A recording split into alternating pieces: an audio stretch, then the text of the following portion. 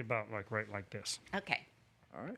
We're live. There we go. Hey, excellent. Welcome to the Freeborn Podcast. I'm here with my very good friend, Laura Dalros. She was telling me you played softball when you were younger. In what? Church league? Church league. Really? Yeah, they didn't have that at school, high school. No, not for girls. They didn't have softball for girls? No. Is it And oddly, fast pitch came later. I'm that old. Is it competitive or is it very? No, it's very no, competitive. You take the base. no, please. Take Jesus would want you to take the base. No, remember, I was raised as a Newman. So everything was very serious. Very serious, very competitive. Did you take it more seriously than most, or were the kids at this church? I was very serious. She was saying she played all the positions at once. Pretty much. If somebody wasn't doing what I thought they should do, yeah, you know. I like that. That's good. That's the way I like. See, I'm always known as being the most intense on the field or wherever I'm at because that's just the way I'm gonna go 100%. Yeah. And if people aren't gonna go 100%, then you don't play. I think I get that from my dad. I don't get that from me. Didn't you break somebody's leg in No, Querétaro? I didn't Julio's break leg any. No. playing football. No, I didn't break anybody's No, leg. you didn't break his leg. No, I I don't didn't know break why anybody's people leg. are telling me you broke I don't his know. leg. That's nonsense. No, I didn't break anybody's leg. So they didn't have sports, and did they have any sports for kids? in Yeah, school? they had. I think they had basketball. I know they have basketball for girls. Okay. And maybe volleyball. I don't remember. But Now now by law they have to have all of it, don't they? Don't they Yes. have to have, if they have a men's sport, they have to offer for women as well? Is that how it works? I don't know. Title because IX? they don't offer football for women. But you have to have an equal number of opportunities. Okay. But you liked softball then? You didn't like basketball or? Yeah, I played church basketball too, but back in So the what day, church were you going to? Highland Hills Baptist. Okay. Yeah. Do they still have leagues? I don't know. I been a while. don't know. But basketball was half court where they had an offense side of the court and a defense side. So you couldn't cross the middle line back in my day. What? Yes. So I only played defense because I couldn't shoot. You couldn't cross the middle line? Was that only for girls or was that boys and girls? Only girls. I don't understand that. That's strange. It was very strange, yeah. That is odd rules right there. Yeah, and Did I they didn't think only women play- weren't able to run or what? I don't know. I don't know the rationale. That is so strange. Yeah. How many people were on each team? Do you remember? No, I don't. I it guess it would was be 3. five Maybe more, it was 3 and wouldn't it? 3. Maybe 3 and 3. I don't. So that you could have like 6 players on each team, and you had 3 on each each side. of each side on each you either end. played offense or defense. Wow, that is that was so weird. That was a long time ago. That is. I have to look into that because that is a strange rule. I've never heard anything like that. Wow. And so then, how old were you when you went to Oaknall then? Because you were at Highland Hills, and how old was it you were playing sports there? Oh, I was in middle school and high school.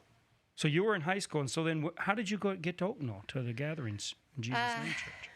I finally moved out. So I graduated 77 from high school. Right. I moved out on my own. I think it was late 78. And Linda Pemberton asked me to go to church with her. And since I knew my parents would be upset if I didn't go to church, I'm going to turn this down. Yeah. I said, well, yeah, sure.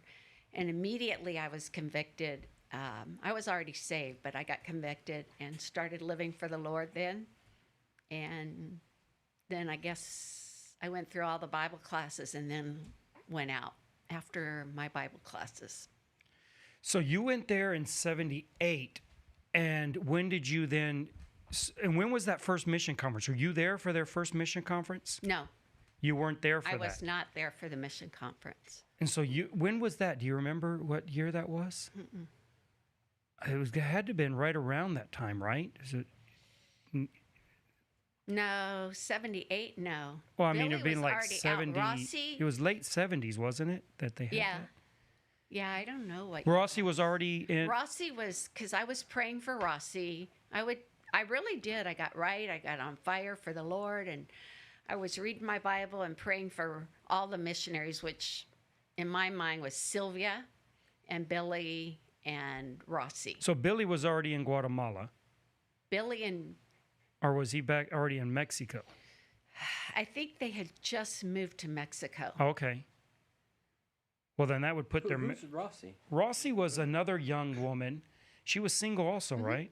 Yeah. She was a young woman who surrendered to the mission field in the first conference, right? Was it or not? I don't know. I want to say she was in the first conference, and then she Probably. went to Brazil. Sylvia went to Brazil. And Rossi was in Guatemala. Rossi went to Guatemala with Bill. Okay.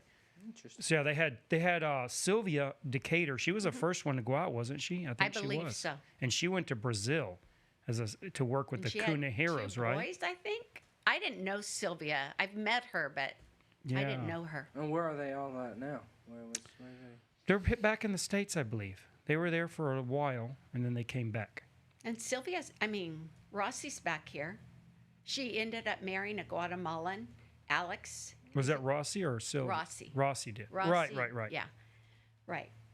Interesting. Yeah. And so then you were there. You got there at 78, and then when did you go out as a missionary to Mexico? August of 80.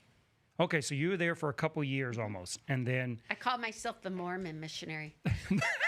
the Mormon missionary. Everywhere I went, I was there for 2 years.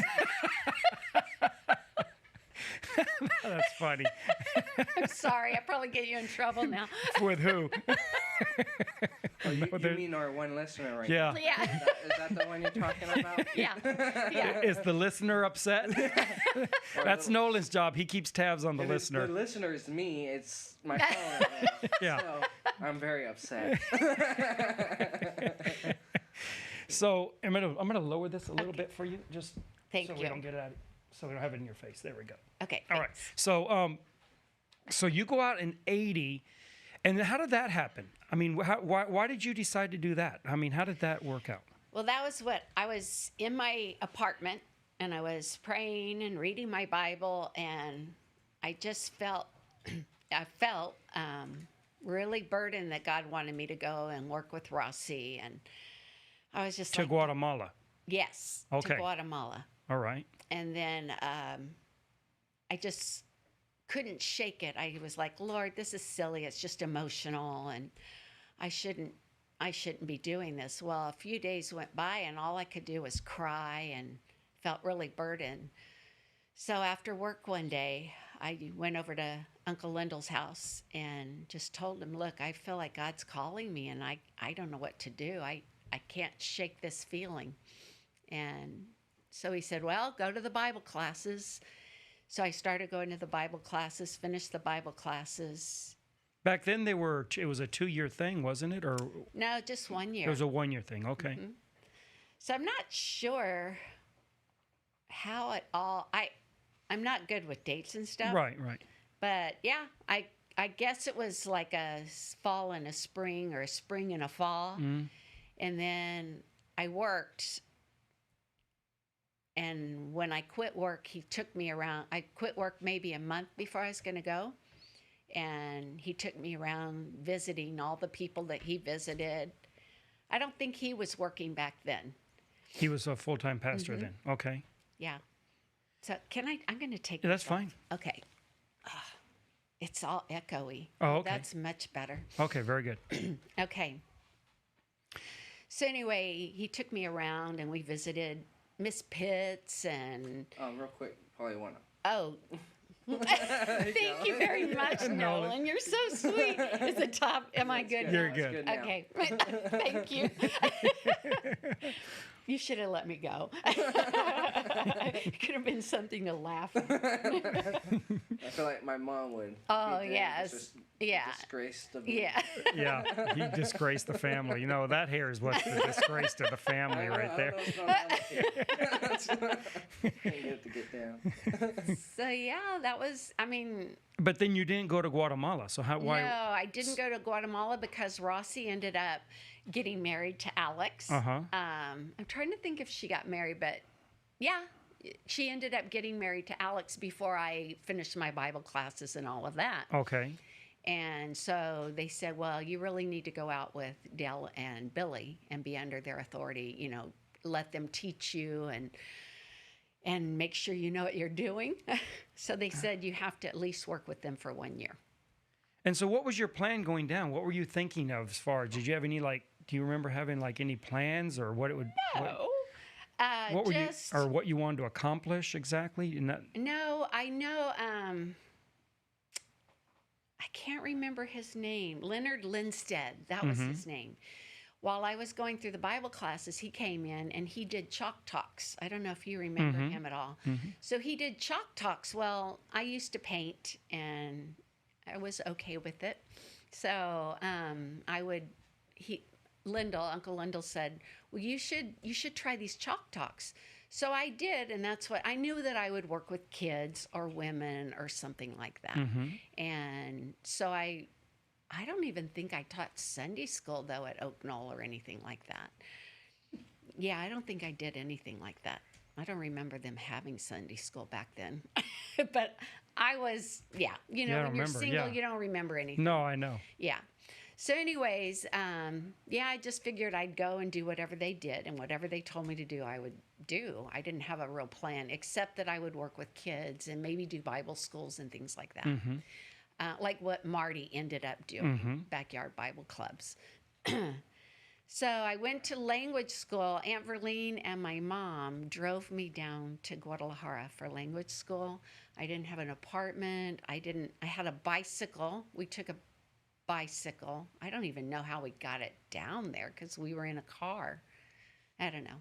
Anyways, so I think missionaries always found ways to I get guess. stuff down to Mexico. I just can't remember. Yeah. Like, they get Because to their house and they I didn't have bike, a they car. have a printer. They have, and they're like, we were riding a bike over here. So somehow, I think it might have been Rossi put me in touch with a guy she knew. He was in medical school there.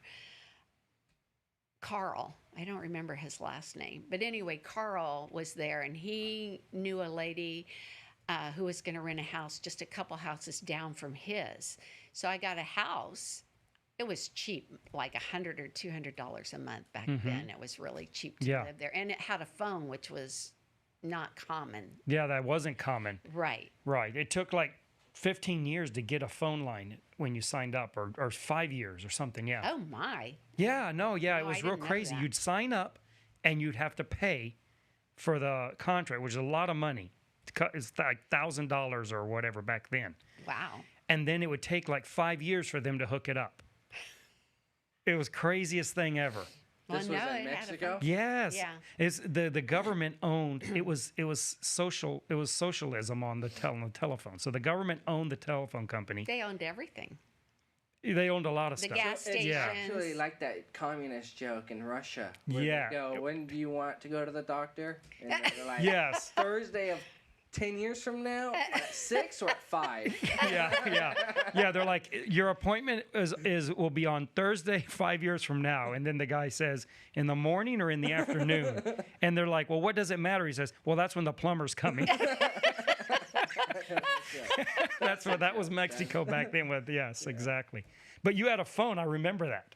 You remember I that? do remember that because that was a big thing. Is like finally someone had a phone.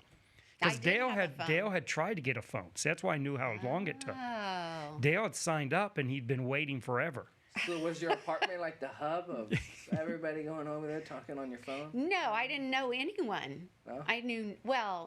At first I didn't know anyone, and no missionaries were in Guadalajara. I was alone in Guadalajara. So, I mean, they were only there a couple days as far as my recollection goes, and nobody can dispute me because no one's around anymore. But it just seemed so quick, everything. So they showed me how, I don't even know how we knew where anything was. You didn't have mobile phones. You didn't have MapQuest or anything like that. So I don't know how we had maps. I don't know how we found the language school or anything. I know Aunt Verlene knew. She went to language school there, I guess. Uncle Lyndall had gone to language school there. Billy had gone to language school there. Rossi, I think, My had dad gone. did. Your dad went there? Yeah, they burned the school down when after. After him? Yeah, Like, they're like, all this okay, for nothing? we're a failure, and they burned it down. Really? It burned down? Oh. I'm glad. I thought maybe a fire happened God on. burned it down. God, it was an act of God. Really? He's like, I could do it with a donkey, but but I can't even. Not even. I can. You're a failure. I got the donkey to talk, but I can't get you to talk. I didn't know your dad went to language school. I No- just remember no one that- else knows. Nobody else thinks that either. We're still trying to get him to actually prove that. Liar.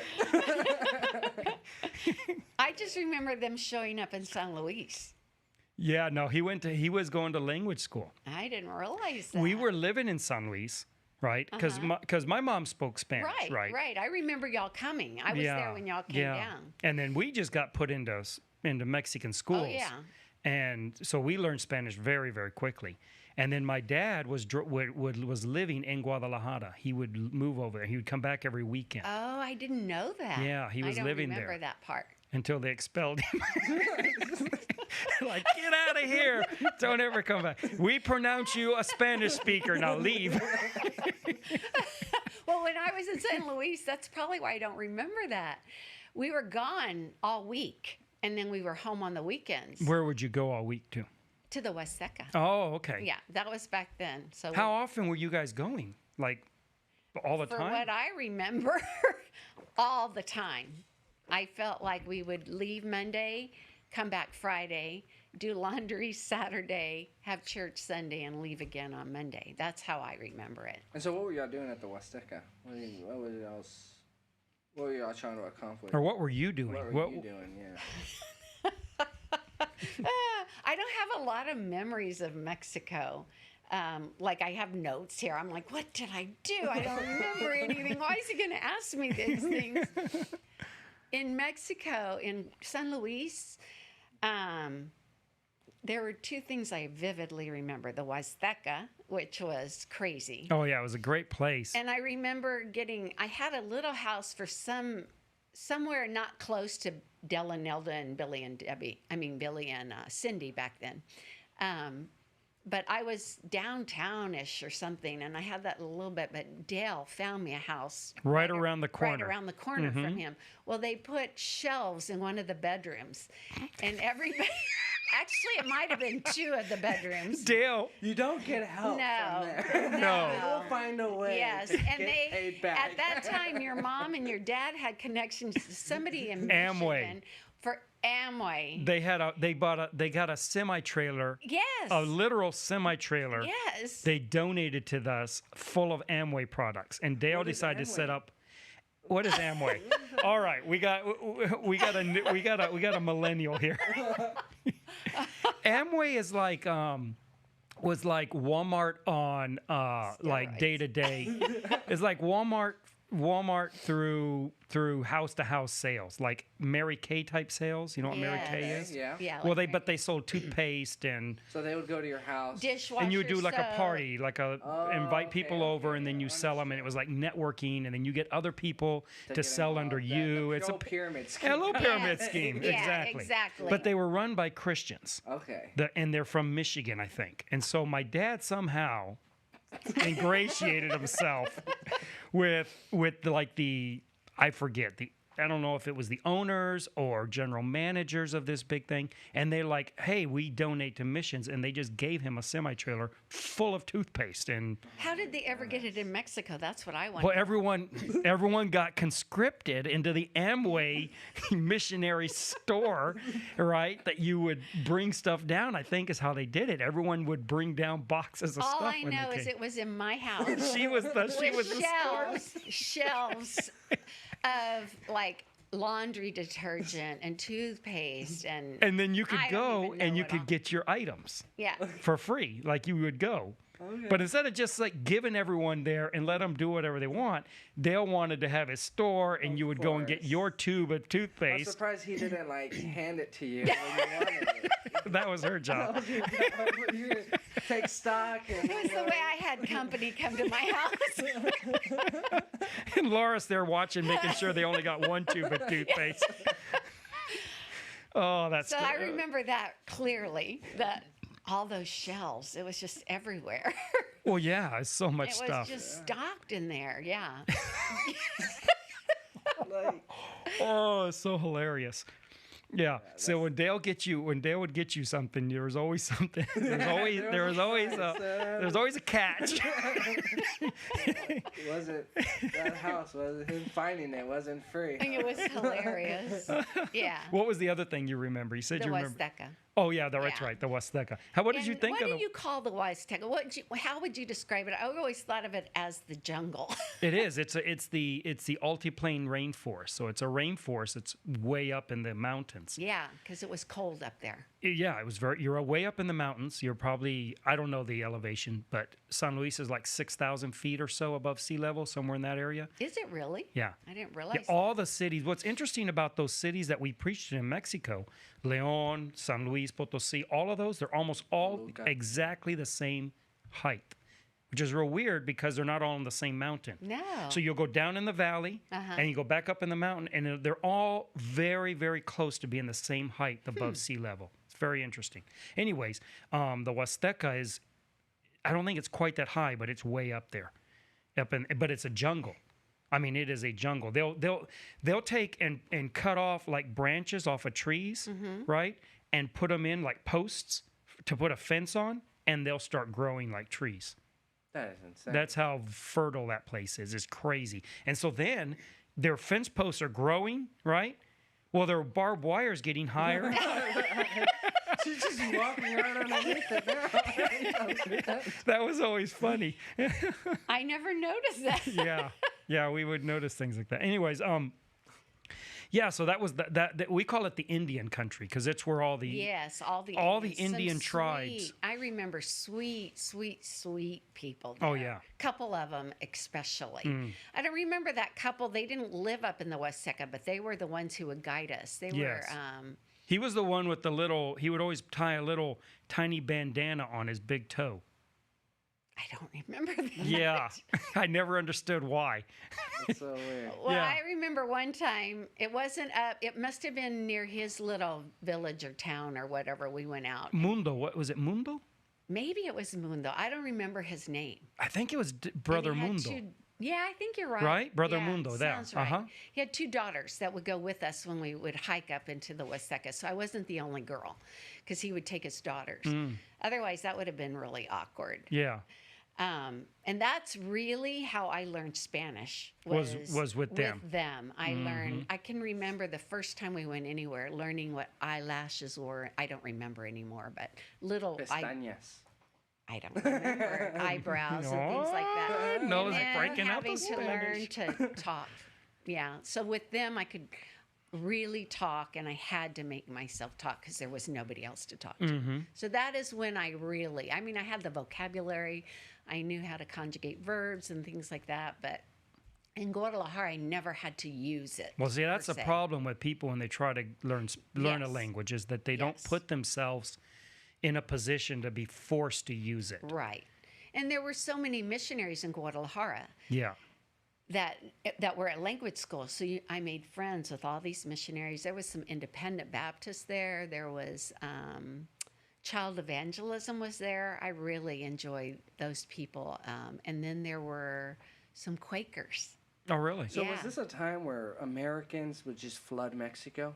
Was Well, this the time when- Guadalajara was like the only language school that people knew about. Oh, okay. So, So anyone going to a Spanish-speaking country, whether it be Mexico, Guatemala, Honduras, any of these Spanish-speaking countries, would go to Guadalajara before they went to their country. So you had missionaries that were going all over the place. Oh, okay. Right. They just went to go learn Spanish, basically. Right. That's what they were there for. See, that's what she's saying. Lindo went there. Verlene went there. A lot of people went there. I think Dale went there. I Dale don't was, know. yeah, that's where he started the orphanage. In Guadalajara? Yes. He was in Guadalajara for Spanish school to learn Spanish, and he started seeing all these kids in the street, and he started taking them in, obviously. That's the next obvious thing to do. Yeah. You see them, you take them. Yeah, and then he moved back to Saltillo and actually set up an Right, I orphanage. But remember but he that. started in Guadalajara. Yeah. That's interesting. No, but we would. So, okay, this was one story because I was trying really hard. My memories of Mexico. I mean, I remember was a long living time ago. there. Well, yes, everything's a long time ago for me. But my memories of Mexico, I remember it, but I'm like, what? I don't remember too many funny stories. Although I know there were with my language and stuff. I would call rocks legs and stuff like that. So they always made fun of me for my language, but they make fun of everybody for their language. But I remember the very first time I went to teach my children's story. So what we did in the Huasteca, we would hike for 2-3 hours. One time it was over 8 hours. That's my recollection. And Yeah. it really was a long time. Yeah, there was that. I know which one you're talking about. It was a village that was over And 7 did you hours. really go? I do not remember I went a couple you times, going. yeah. Well, that was the one time Cindy went. The one that was forever furthest hike. one up. Yes. Yeah, they told Dale, there's the village. Just go to this village. It's just over there, and Oh, it was a hard. you would park. And then you're not talking about hiking trails. No, this is up the rainforest. This is through the bushes. Yeah, and they did have donkeys on that one because what we would go in the Huasteca, we would take a projector and films, and we would show films, the Pilgrim's Progress, and there was one on Hell. The I Burning think. Hell. Yeah, I can't remember all of them, but anyway, they would show these movies every night. And during the day, during the day we went around and invited everybody in the village to come out, and I don't know what else they did, but I would give a Bible lesson during the day. And I guess maybe they would give other lessons. I don't remember. So my very first lesson, I'd never taught in Spanish. So I wrote it all out because I was like, what if I don't know the words? I don't remember what the lesson was about. But I wrote all of it out and everything, and Billy gave it to Billy, and Billy looks at it. Yeah, that's fine. That's good. You know, Billy, whatever. Leave me alone. Yeah. So I start teaching my lesson. I bet it was 1 minute. 1 minute. I'm not exaggerating. It was just in Spanish. And I was just like, I don't know what else to say. And I'm looking at Billy, and Billy's like, and he goes, are you done? And I'm like, yeah. It was hilarious. And he picks up his guitar and starts singing and stuff like that. Oh, and that one, I think it was a chalk talk too, but Boy, you I don't drew even fast. know how I drew that fast. So I did get better, and I can remember at one of the villages, but that was funny when Billy had to start singing, like, what do I do now? Punt. Punt. But they didn't have anything up there. So I would take my paper and my pastels is what I would use. And one of the ladies, they always asked. And so I ended up starting giving my pictures to the kids. And one of the ladies asked me, she said, would you draw me a picture of mountains? So I did. I drew, because we stayed there a couple times maybe. Real sweet lady. I wish I knew their names, but I don't. But anyway, she was a real sweet lady, very humble. And I drew her a picture, and she hung it up on her little stick walls. Yeah. Yeah. I remember those because when in San Luis you would do them, and you'd spray them with hairspray. Yes. I can't believe you remember that. I remember that. I don't remember doing them in San Luis. Yeah, you did them. You did them. It must have been either for Sunday school, or you were doing a vacation Maybe Bible so, school yeah. or something. I don't remember. I just remember you did them, and then you sprayed it with hairspray, and you gave me one of them. I gave you one? You gave me one. Oh, wow. Well, you know what I do with them. I was going to say, did he shoot bees at him or with the cards something? you used to Yeah, give me. it's the ones you used to. My kids gave me. It's the same place. I store them all together in the same filing cabinet. My kids would come, and they would bring me cards that they made and stuff, and I read them. These are very nice, and I throw them away. But he wouldn't wait. He goes, oh, wow, yeah, oh, yeah. Oh, Michael. Oh, Michael. I don't know what you want me to do. I'm not going to pretend I'll keep this forever.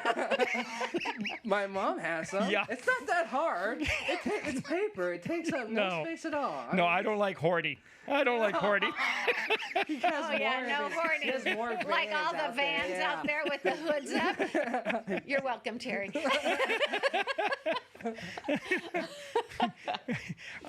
I like to travel light. I like to travel light.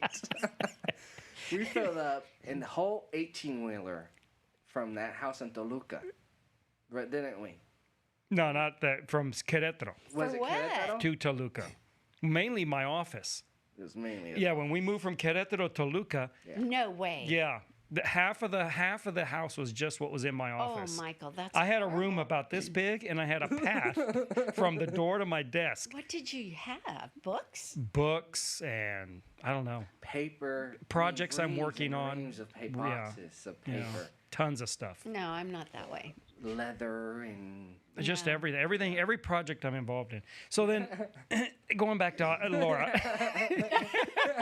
let's tease Laura. We're supposed to be ganging up on her. You two have made a little side arrangement. Excuse me. So then you're down there. How long? You were there 2 years, right? You were saying you were there. A year, well, 9 months in Guadalajara and then the rest. Okay. A little over 2 years, And but yeah. and you're single the whole time. I am single the whole time. Right. So you moved down there single. And so what was that like?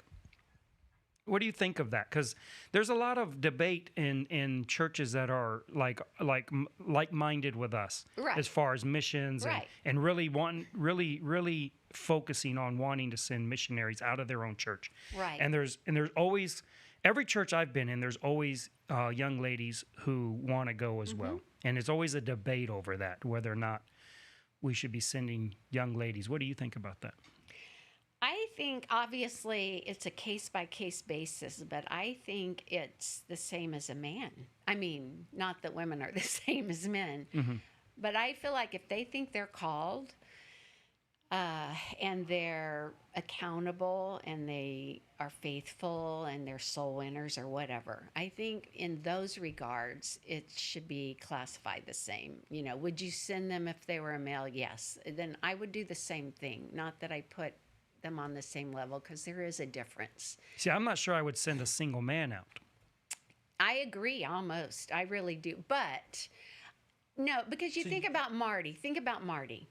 And Marty was a great example of somebody who had been established and mature and ready. She was a faithful teacher and witness, I believe. And so I think she was a great example. I think it's very difficult to be single on the mission field. So if in that regard, I agree with you. I don't know. I can, this is a funny story. When I was down there, Adrian and Tony were down there single. Well, there was no chemistry there, no spark, nothing like that. But I can remember Dale. Always, you know. I can already picture. Yes. So Dale sent Adrian over to my house one day. I won't say he came with flowers, but it was apparent that he was coming over to court me. And I think he had been told to do so. I'm not trying to put that on Adrian, you know, but I just laughed. I mean, Adrian, high regard for Adrian, high respect for Adrian and all of that. But it was just hilarious to me. That is funny. But he wanted to be married. I wanted to be married. That was the hardest part for me about being in Mexico. Everything else was okay. I mean, I've heard recently or you know that I was a troublemaker, and I could see I don't remember that, Right. but that is my personality, so I could see how I would have caused conflict and problems in my mind. Maybe I was just speaking my mind, which is who I am. Right. So I'm sure I did cause problems, you know, in those regards. But being single was very, very difficult. I was very lonely, and that is why I came back, because I realized there was a brother in the San Luis church who was much older. I want to say at least 10 years older than I am. And he started coming around and taking me out for tacos or whatever. And I realized the attention was nice. And I thought, no, I'm going to end up marrying somebody I don't love just because I'm lonely. And that's when I came back. I came up to the state. Well, I told Billy.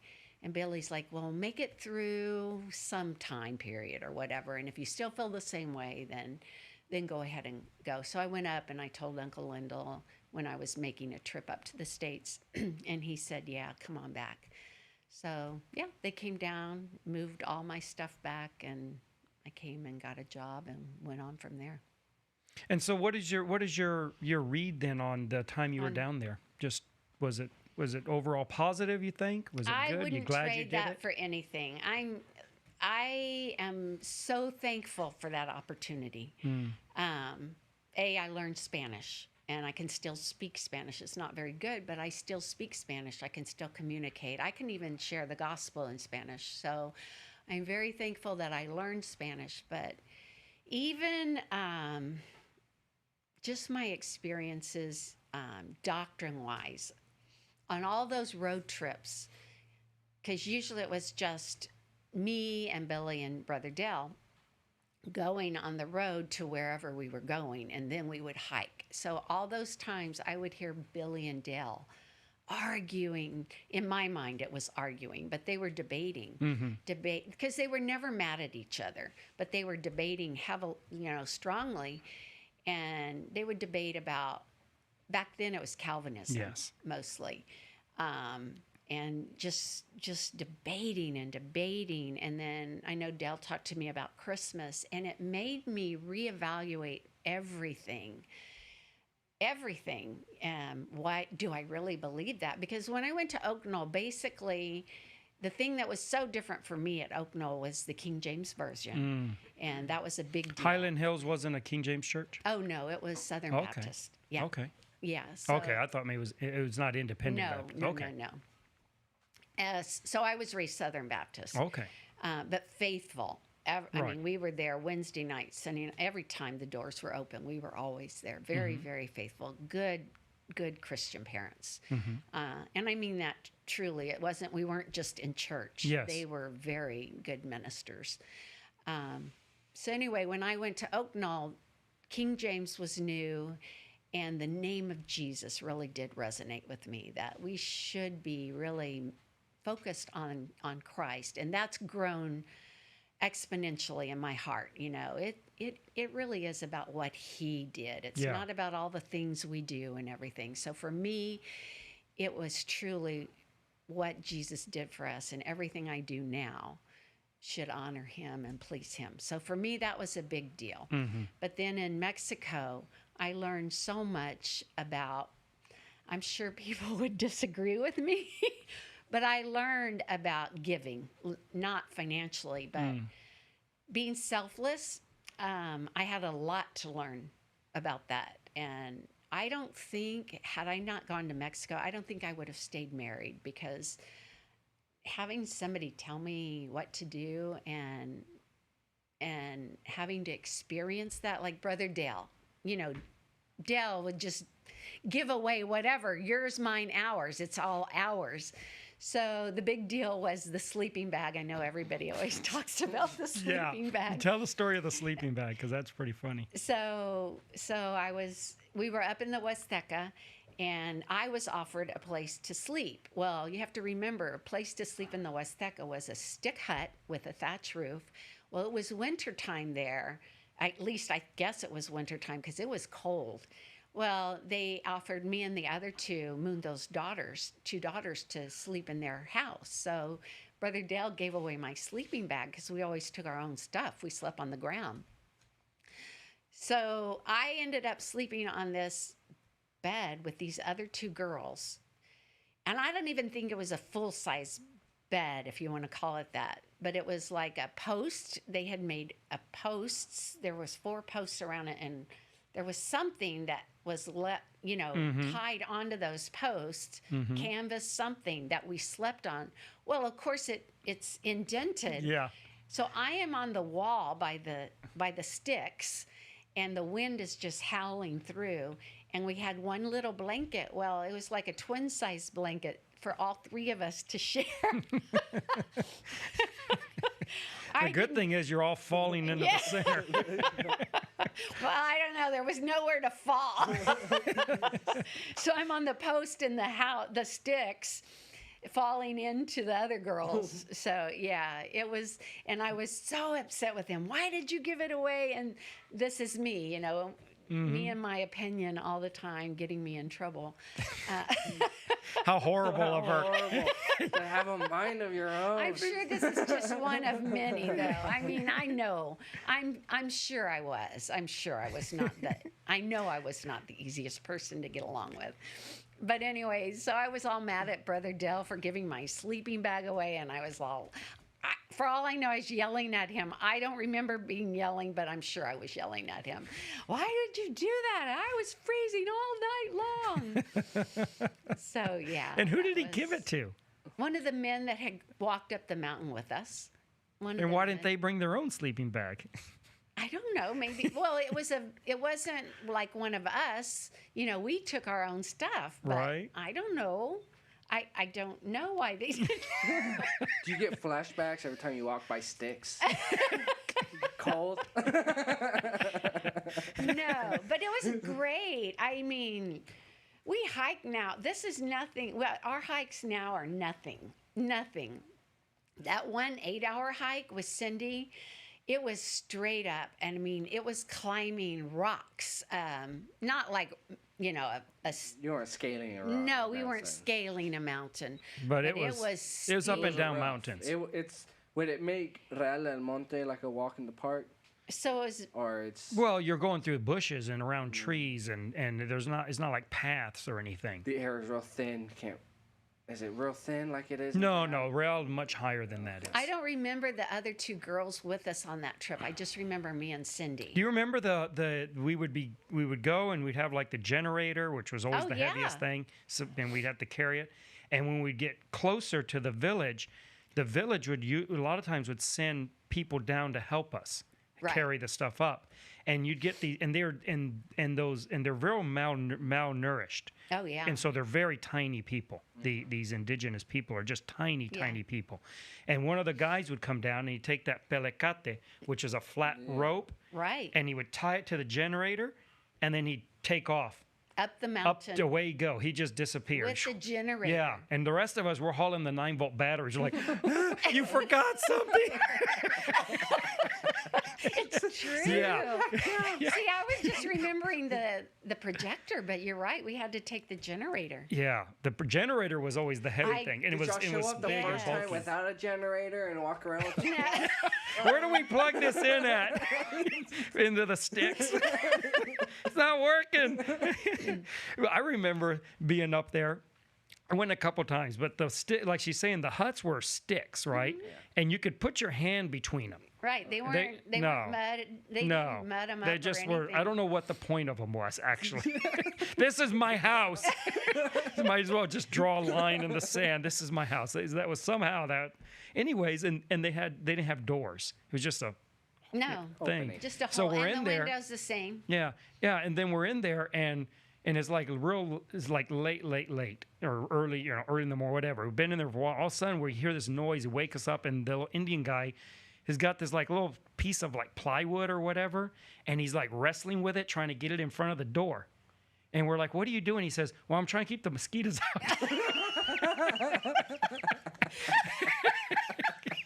And we're like, "Yeah," and we're like, "Well, if they're that big, we're going to help you." They'll suck us dry. Oh, that's so funny. Yeah, it was hilarious. He was serious too. Yeah, you could put your hand through the sticks, and he's worried about the mosquitoes. Were they real bad at the mosquitoes? Oh yeah, because it's just everything is water everywhere. Yeah, I have a mosquito story. Oh, what's your mosquito story? And then we'll go back. But this is way. Oh, well, I talk in my sleep and I, whatever, but we were sleeping out somewhere and the village, we were sleeping lower than the village. And I don't know why. Maybe Maybe there were houses down lower and houses up higher. I'm not sure.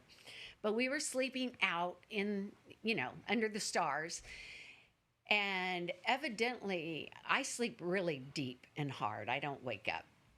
Well, I can remember a donkey keep braying. The donkey kept braying and braying. Well, I was evidently having bad nightmare dreams, and I was screaming, and I don't remember this. Well, were you there on this trip? No, but I've heard the story. Oh, yeah. So, I don't think I was there. I woke up in the morning not remembering any of this, because what would happen was when I would scream, evidently it happened twice or something like that, people from the upper village part would come running down thinking something had happened to us. Somebody was attacking us or something. Well, it was just me having bad dreams.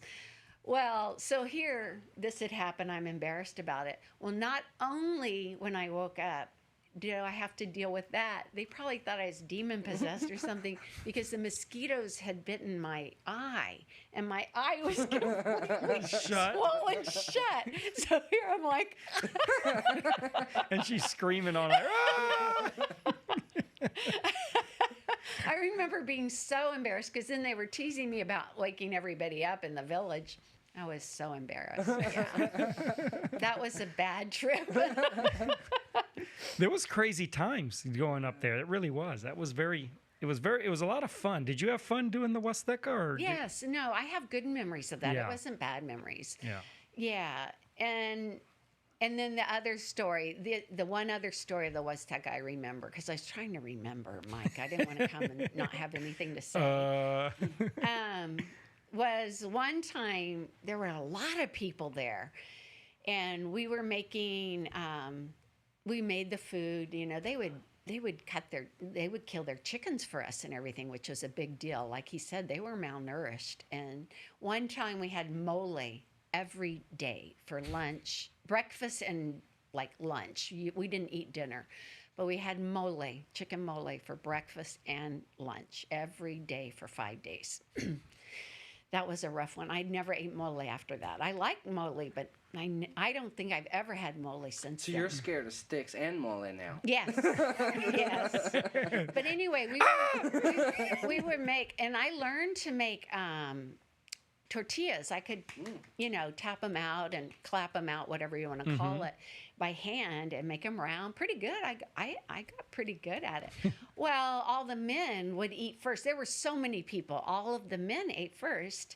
That's where we need to move, Nolan. Yeah, apparently. And then there was nothing, like no beans. They ate everything. No tortillas. Nothing was left. Nothing. And I was just like, what? You know me. So she wasn't like, today was my day to fast. No. No. And Billy was so gracious. I have to say, Billy was so gracious. He always had graham crackers. I guess that's what he liked to snack on back then. Well, Billy had graham crackers, so he gave me graham crackers to eat. You know how bad that sounds, right?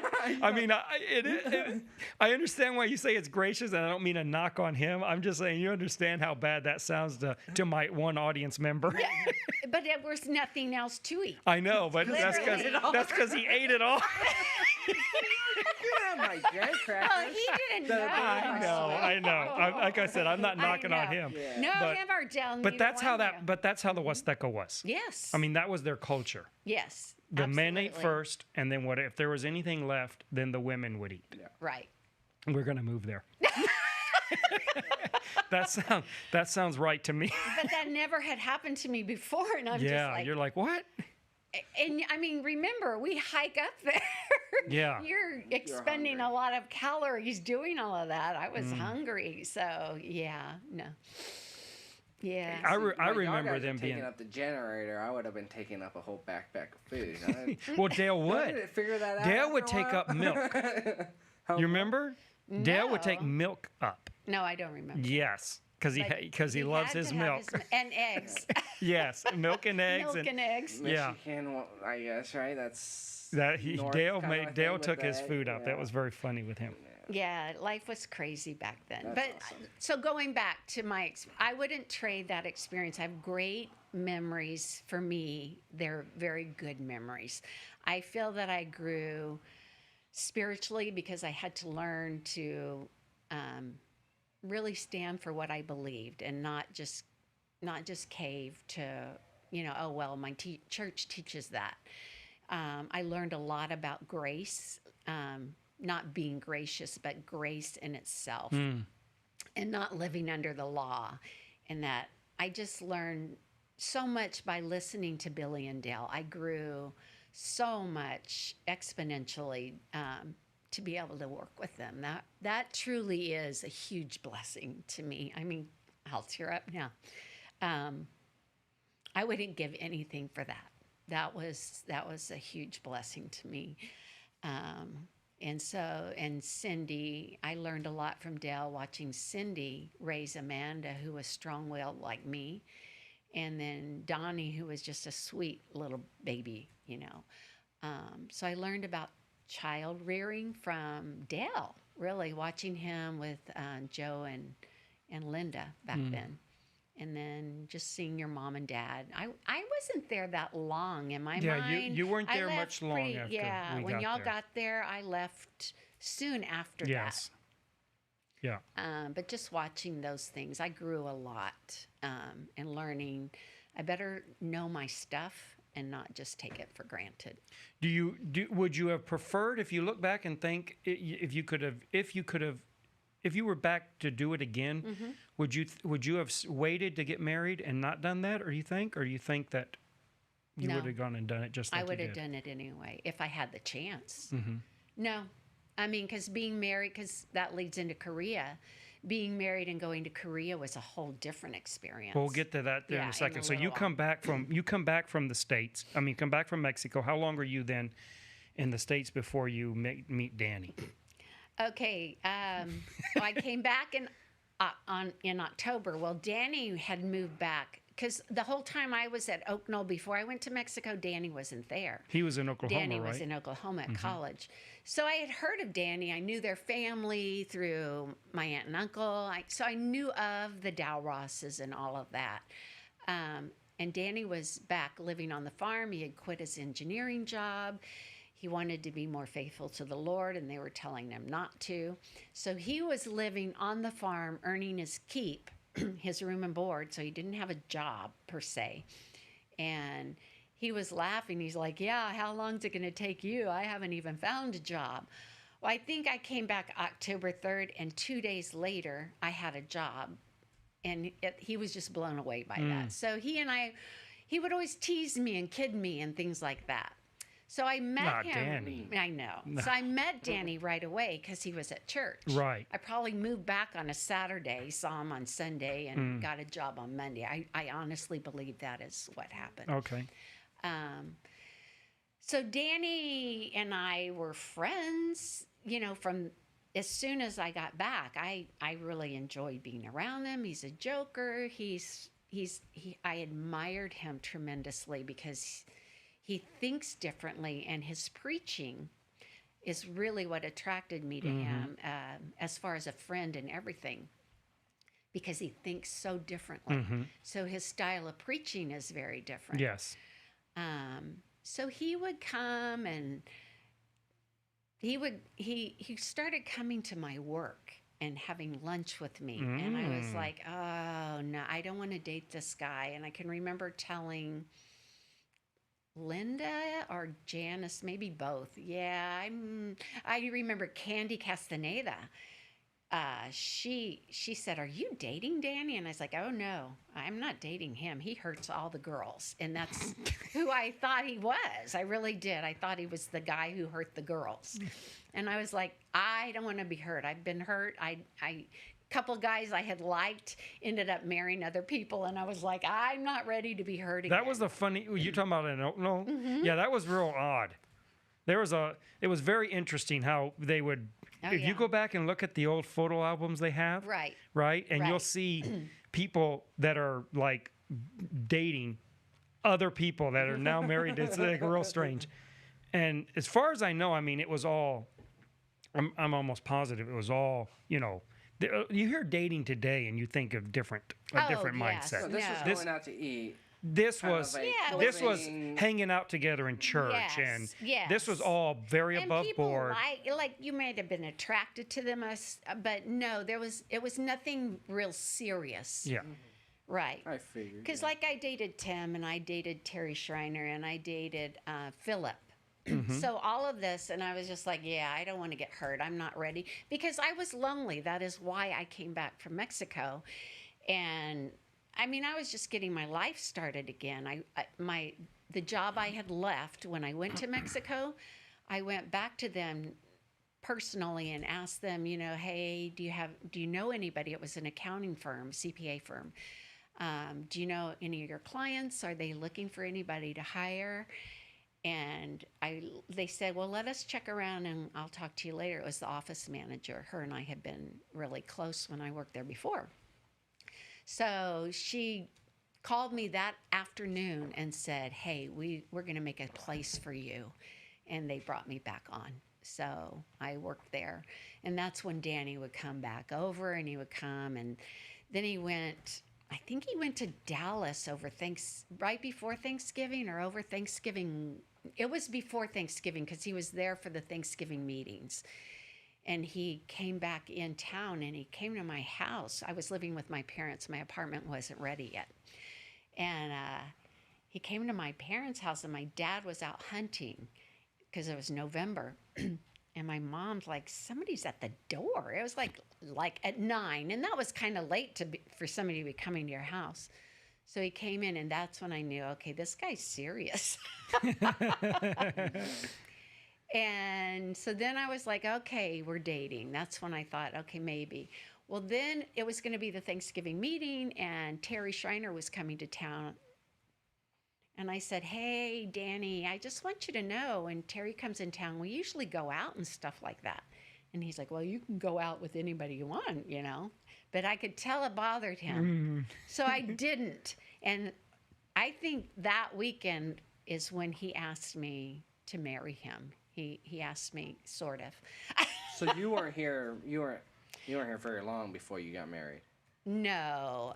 Yeah, I got back in October, and I got married on December 10th. Yeah, that's only a few months, right? Yeah. Yeah, and He we doesn't know his months. As far as October, Yeah. November. he's like, No. that's 4 years. Yeah, it was so, and that was so.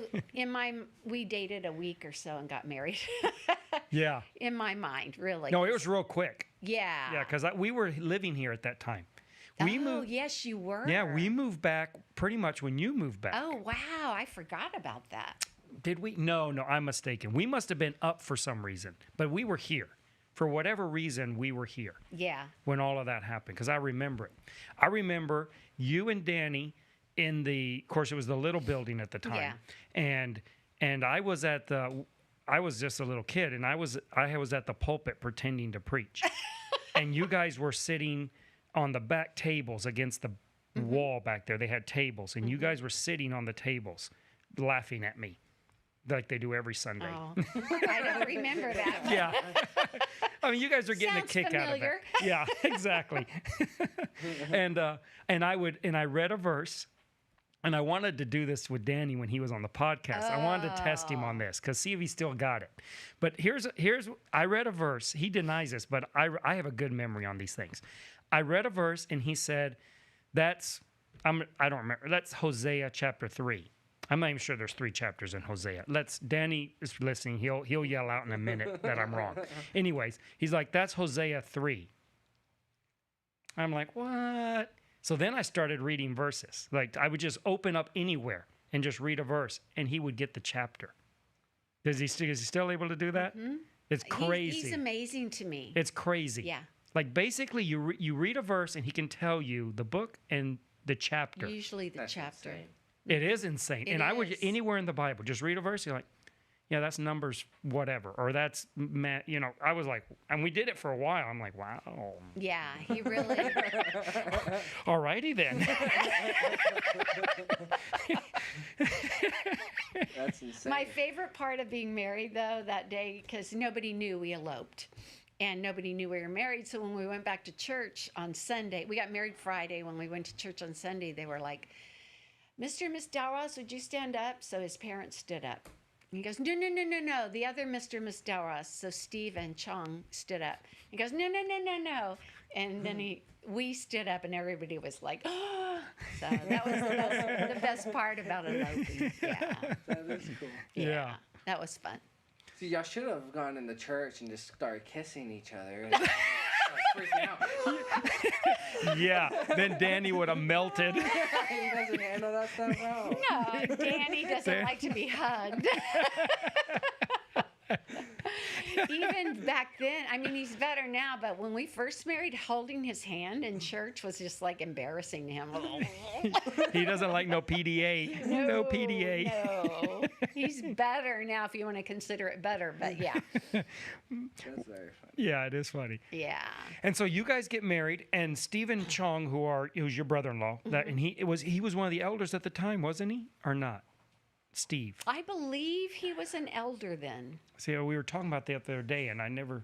I believe he was an elder. Okay. Anyway, so that's Danny's brother, and then they decided to go to Korea. Is that how it worked out? Yeah, it was during a mission conference. And it was soon after you got married, wasn't it? How long were you married before? No, it wasn't. It was a while? Yeah, we had both girls. Oh, okay. When so we this went is a to while. Korea, yeah. So you're living we in got this whole married time in San Antonio. 82, and we went to Korea in Yes, because I remember staying with you guys. 88. Yeah, y'all stayed And in for our little mission trailer conferences. all the time. I have Anytime. another memory of Danny that in the mornings he would make eggs and he could crack. Does he still do that? Where you would crack 4 eggs at a You time? can, yeah. Yeah, I he don't ever grabs- see him do that anymore, but yes.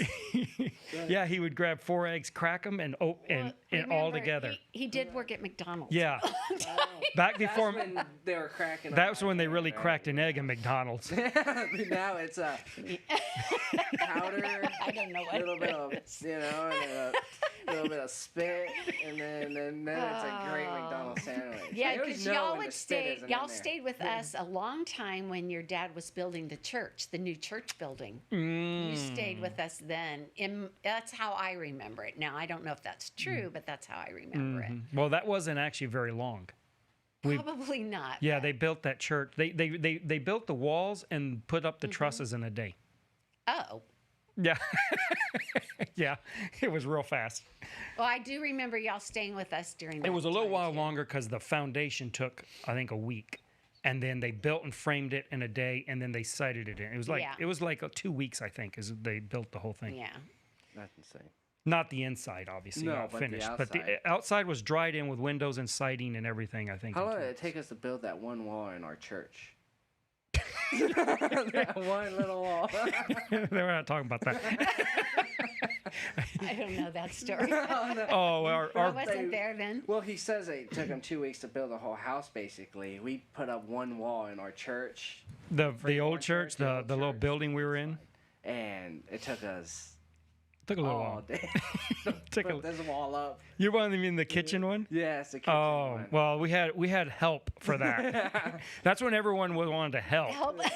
It's like, oh, don't This help. is the church The, over on the Walsham, yes. Oh, okay. I thought you Yeah. meant in Mexico. No, Okay. no. Yeah. Anyway, so yeah, you guys. Yeah, okay, I remember now. So then you're married for a while, and then you have both daughters, and then Steve and Chong decided to go to Korea. Right. We Right. had the mission conference that summer, and Steve stood up and said he was going to go to Korea and try to, win Chong's family and minister there. So Steve had health issues. He had a form of epilepsy, and Danny did not want him to go alone. And I mean, Danny was working at McDonald's. He couldn't get a job as an engineer. So he was working at McDonald's. We didn't give up much to go to Korea. Our trailer that had a hole in the floor. I mean, we didn't, it really was not much that we gave up to go to Korea. But Danny said, yeah, we'll go with him and help him get started. So that's what we did. And what did you think about that? Oh, I wanted to go. I'm an adventurer. I loved living in Mexico, except for the lonely part. But yeah, living abroad was very appealing to me. Okay. So no, I was excited. Matter of fact, Danny takes him forever to make a decision. So he's thinking and Man. thinking. Danny right now is saying, "How did this turn into the crap on Danny I know, show?" right? Oh, I'm so sorry. No, it's I need to be okay. careful. We like this. It's hilarious. So yeah, he was like, I don't know. I'm like, and back then, especially back then, I was just like, oh, get over it. Now I finally understand. Look, he's going to take forever no matter what. So I just told him, just go, get away and make up your mind, you know. And he would read and read and read, you know, always reading the Bible to figure out what he's supposed to do. So finally he came back and he said, yeah, I think we should go. So Steve was like, well, it'll probably take a couple years to get our visas and figure it all out. And Danny was like, oh, no, we'll be gone before the end of the year, Mr., you know, fast person thinker. And sure enough, I mean, it all just fell into place. They got, because you had to have a work visa to be able to go over there. So we went as tent makers. Basically, we supported ourselves. We did get support from the church as well. But we went with the sole purpose of we'll support ourselves. And I can't remember. That's really bad. But I'm sure some of the people did support us. But we went and they had jobs. They got work visas. They left right after the Thanksgiving meeting. Steve and Danny. What year was this? 87. Because Okay. Daniel Cheryl. says 1987. Yeah, we left in 87. Who said that? My husband. Oh, because you said Daniel. I'm thinking Daniel Romero. I'm thinking, tell Daniel Romero to mind his own business. Dalros. Because Cheryl wasn't 1 year old yet. Okay. So they left right after Thanksgiving meetings and to find a place to live and all of that. And that's a whole nother story. But they went, they got a job, and they were, it was strange. You know, when they got there, they really didn't have any jobs. They were working for an English language company. They Like taught contractors. English. Yeah, right. And they would have, finally, they got them classes, and they only got paid for the class time that they teach. And you have to remember, it's Korea. However many million people live there. Danny could tell you, but I can't. So they were living in Seoul in a little hotel room with the bathroom down the hall, that kind of a hotel room. It was tiny. Him and Steve sharing a bed. I mean, it was really small, evidently. I never saw it. So after they finally, they called us and they said, hey, I don't know what we're going to do because you have to have what they call key money. They were looking for places to live. Well, you don't just rent an apartment or a house there. You have to give them a deposit. Well, it's a deposit back then like $20,000 to $30,000 to live in an apartment, and then they invest that money, and you live there without paying rent. But you have to pay everything up front. And then when you move out, you get your money, your key money back, your deposit money back. They live on the investment. So whatever money they make. So you don't pay rent? No. Wow. No That is rent. interesting. Yes, that's how they lived. And so the they got bigger- whatever they could make off the investment of your money. Yes. And what if they lost your money? You know- you didn't have to move out. You could live there forever. This is a crazy way. Yes. Koreans. Yes, and what if they were fake? I mean, we were talking about that on the way Wow. over here. What if they weren't even really the people who own the building and you gave them all your money? You know what I'm saying? Yeah, no, I there's know. a That is big just, that thing is for really fraud there, but strange. It was. And that's how it was the whole place. That's how. Yes. It was unheard of to rent a place. You just didn't do it. So they're like, they called and they said, don't spend any of our money. We don't know what we're going to do, you know. And so we're all like freaking out. And they didn't know this before they went. No, there was no internet. They figured they would just go and just rent a house like you would do Yes. here. Yes. Wow. Yeah. Right. There They're was like, no yeah, sure, internet, $30,000. nothing. Like, what? Yes. No, so you don't we own weren't it. sure. You don't own it. So there was a lady at the language school or the where they worked. She was like, she could speak English, but she worked there. She didn't teach classes, I don't believe. But anyway, she worked at the institute, and she helped Steve. Steve and Danny had been out looking places. They got on the subway and left. They knew for sure we couldn't live in Seoul, which is where their institute was in Seoul. but it was just way too expensive. So you had to live on the outskirts somewhere. So all the subways, all the trains, whatever you want to call them, especially in the suburbs, they were more trains. You would take the train out, and they went to this one. They just got off at Puchang. Puchang was the train station. They just got off there, walked around, and they're like, "Hey, this looks like a nice place to live." Well, sure enough, Miss Saw, the lady who helped them, finally, they said, "Okay, I'll go help you," because they were like, "I don't know what to do now." She goes, "I'll go help you." So she went down. She took him to that exact corner, and she found, I don't know what they were called, but I called them all ajumas. It was like the old ladies. All of the ladies were called ajuma, like Miss. So there was this one real estate lady, and she knew all the places for rent. Well, she was nice, and Miss Saw was very helpful, and she told them our situation. And sure enough, that lady, she was old lady. She walked all humped over and everything. And she found one apartment. So Danny and Steve said, "Okay, we have an apartment now." And it was in a high-rise building. Well, this was on the ground floor, which was really nice. You didn't have to, because there were no elevators. Oh. And Steve had 3 kids, and we had 2. So they said, "Okay, you and Chong can come over." So we did. We flew over there early January, right after the New Year, because Cheryl's birthday is the 18th, and she turned 1 about a week after we got there. I remember because we tried to go get a cake for her first birthday, big deal. And they were so pretty. The little bakery in the corner, it was so pretty. We got that cake home. It was the worst cake in the whole world. It was so dry, it just fell apart. It was horrible cake. That's how your parents did well with their bakery, because that's how. Well, yeah, I was in mean, Mexico that at was the time. before American technological advances of flour made it around the world. Yeah, they were trying had to rice cakes. Yeah, and they exactly, and they would try to imitate U.S. looks and Styles, stuff, but yeah. they did not. It's like us trying to make Korean food. Oh yeah, no. Yeah, no, it doesn't come out You good. don't like the Korean food Oh, here? I love Korean food. But do you No. like it here? I mean, if it's real Koreans cooking the food, yeah. Wait, you don't like the Mexicans cooking it? Those aren't the ones you like? You don't like the ones that are attached to a Taco Bell? I haven't found one here. There was one in Colorado Springs that was really good. I mean, they were right on, and they gave you all the different kinds of kimchi and everything. They were right on. But the ones here, they're okay. I mean, I've only been to one here, and it was decent. It was decent, but not. yeah. No. It's like, yeah. No. Yeah, no, we get it. It's like eating most Mexican food here in town. Right. The real Mexican, not Tex-Mex, but Right. Mexican food.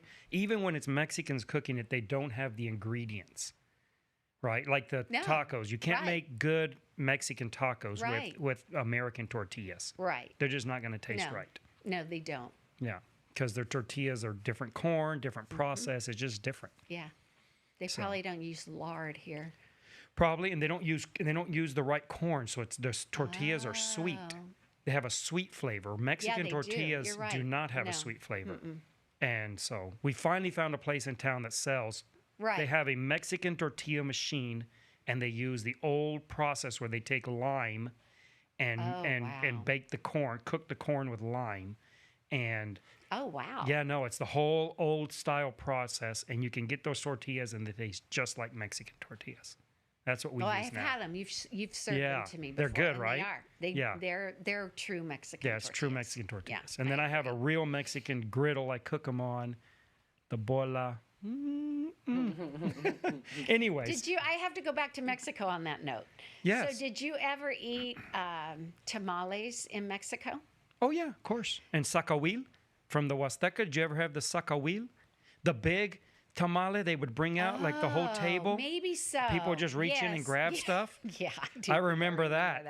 Have you ever had a sacahuil? I've seen them. I know what you're talking You've about. had the It's bite-sized portion Yeah, they give you it's out the of it. big hoja, right? The Well, I called they- them sinaloenza. In Guadalajara, there was a place, and they called them sinaloenza. those are about this big, Right. and they're wrapped in a banana leaf. Yes, what I've had. and Yeah. those were Okay. delicious. Okay, sacahuil is about the size of this. Well, not the table, maybe about this big. Put it up here where they can see you it. They can can see see it. it. Yeah, it's I don't know, maybe about this long. Right. And in banana leaves. Right. Huge, and they just put like chicken in it, and then they put it on the table.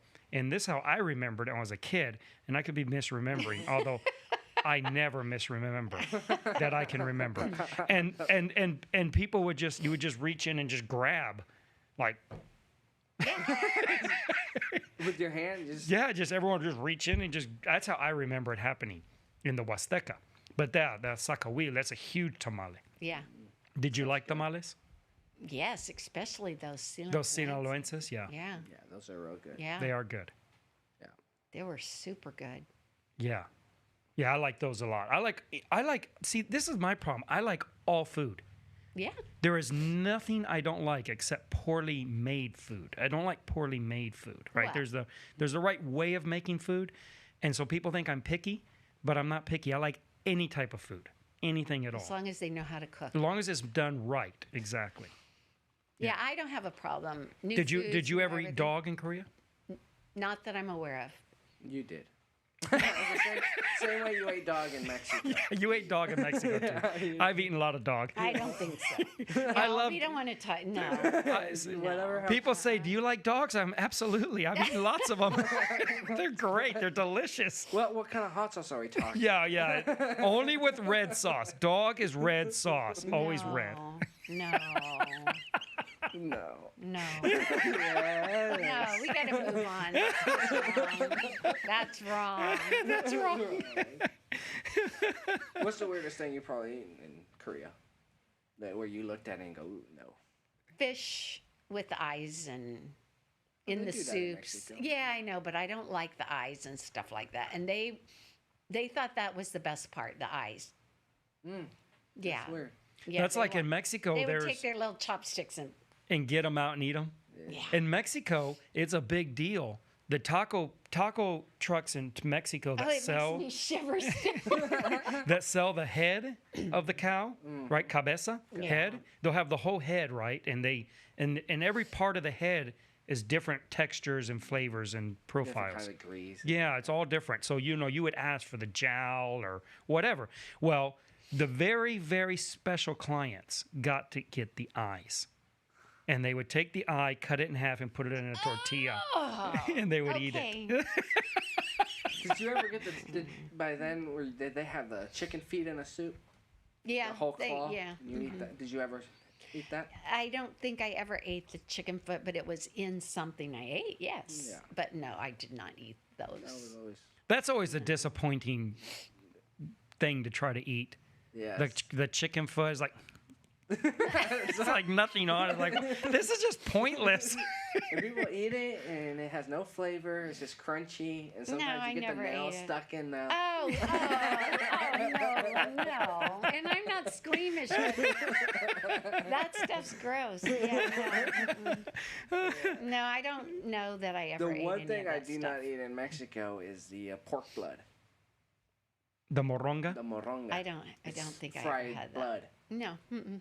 Yeah, it looks like jelly, No, and thank it's you. very disappointing. It's You think yams. it's- You know, not yams. Cranberry Oh, sauce. cranberry sauce, You yeah. think it's cranberry sauce? No, not cranberry sauce. Oh, that's y'all. I never even heard of that stuff. That's very Okay, I was sheltered. When I say I've tried everything, I actually mean it. Tried it. Yeah, I think you have.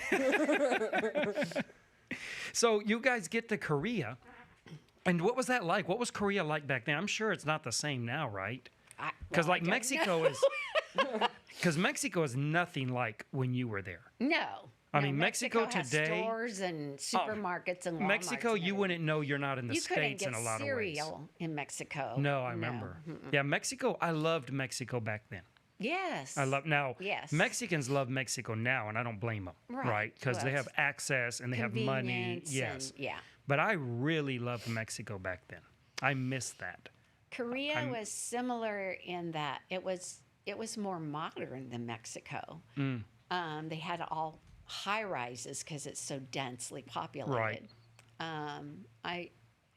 Our flight over there, it's two ladies taking 5 kids they were all under the age of 5. I think Donnie was 5 when we went. Deanne was 3 and Cheryl was 1. So, and then Sharon and Deanne were the same age, and Polly was in between Deanne and Cheryl. And so what was that like, traveling that far? It was crazy. And our flight in San Antonio got delayed. So that means we missed our nonstop Korean flight in California. So we ended up, a 12-hour flight became a 24-hour flight. I think it was actually 23 hours with 5 babies.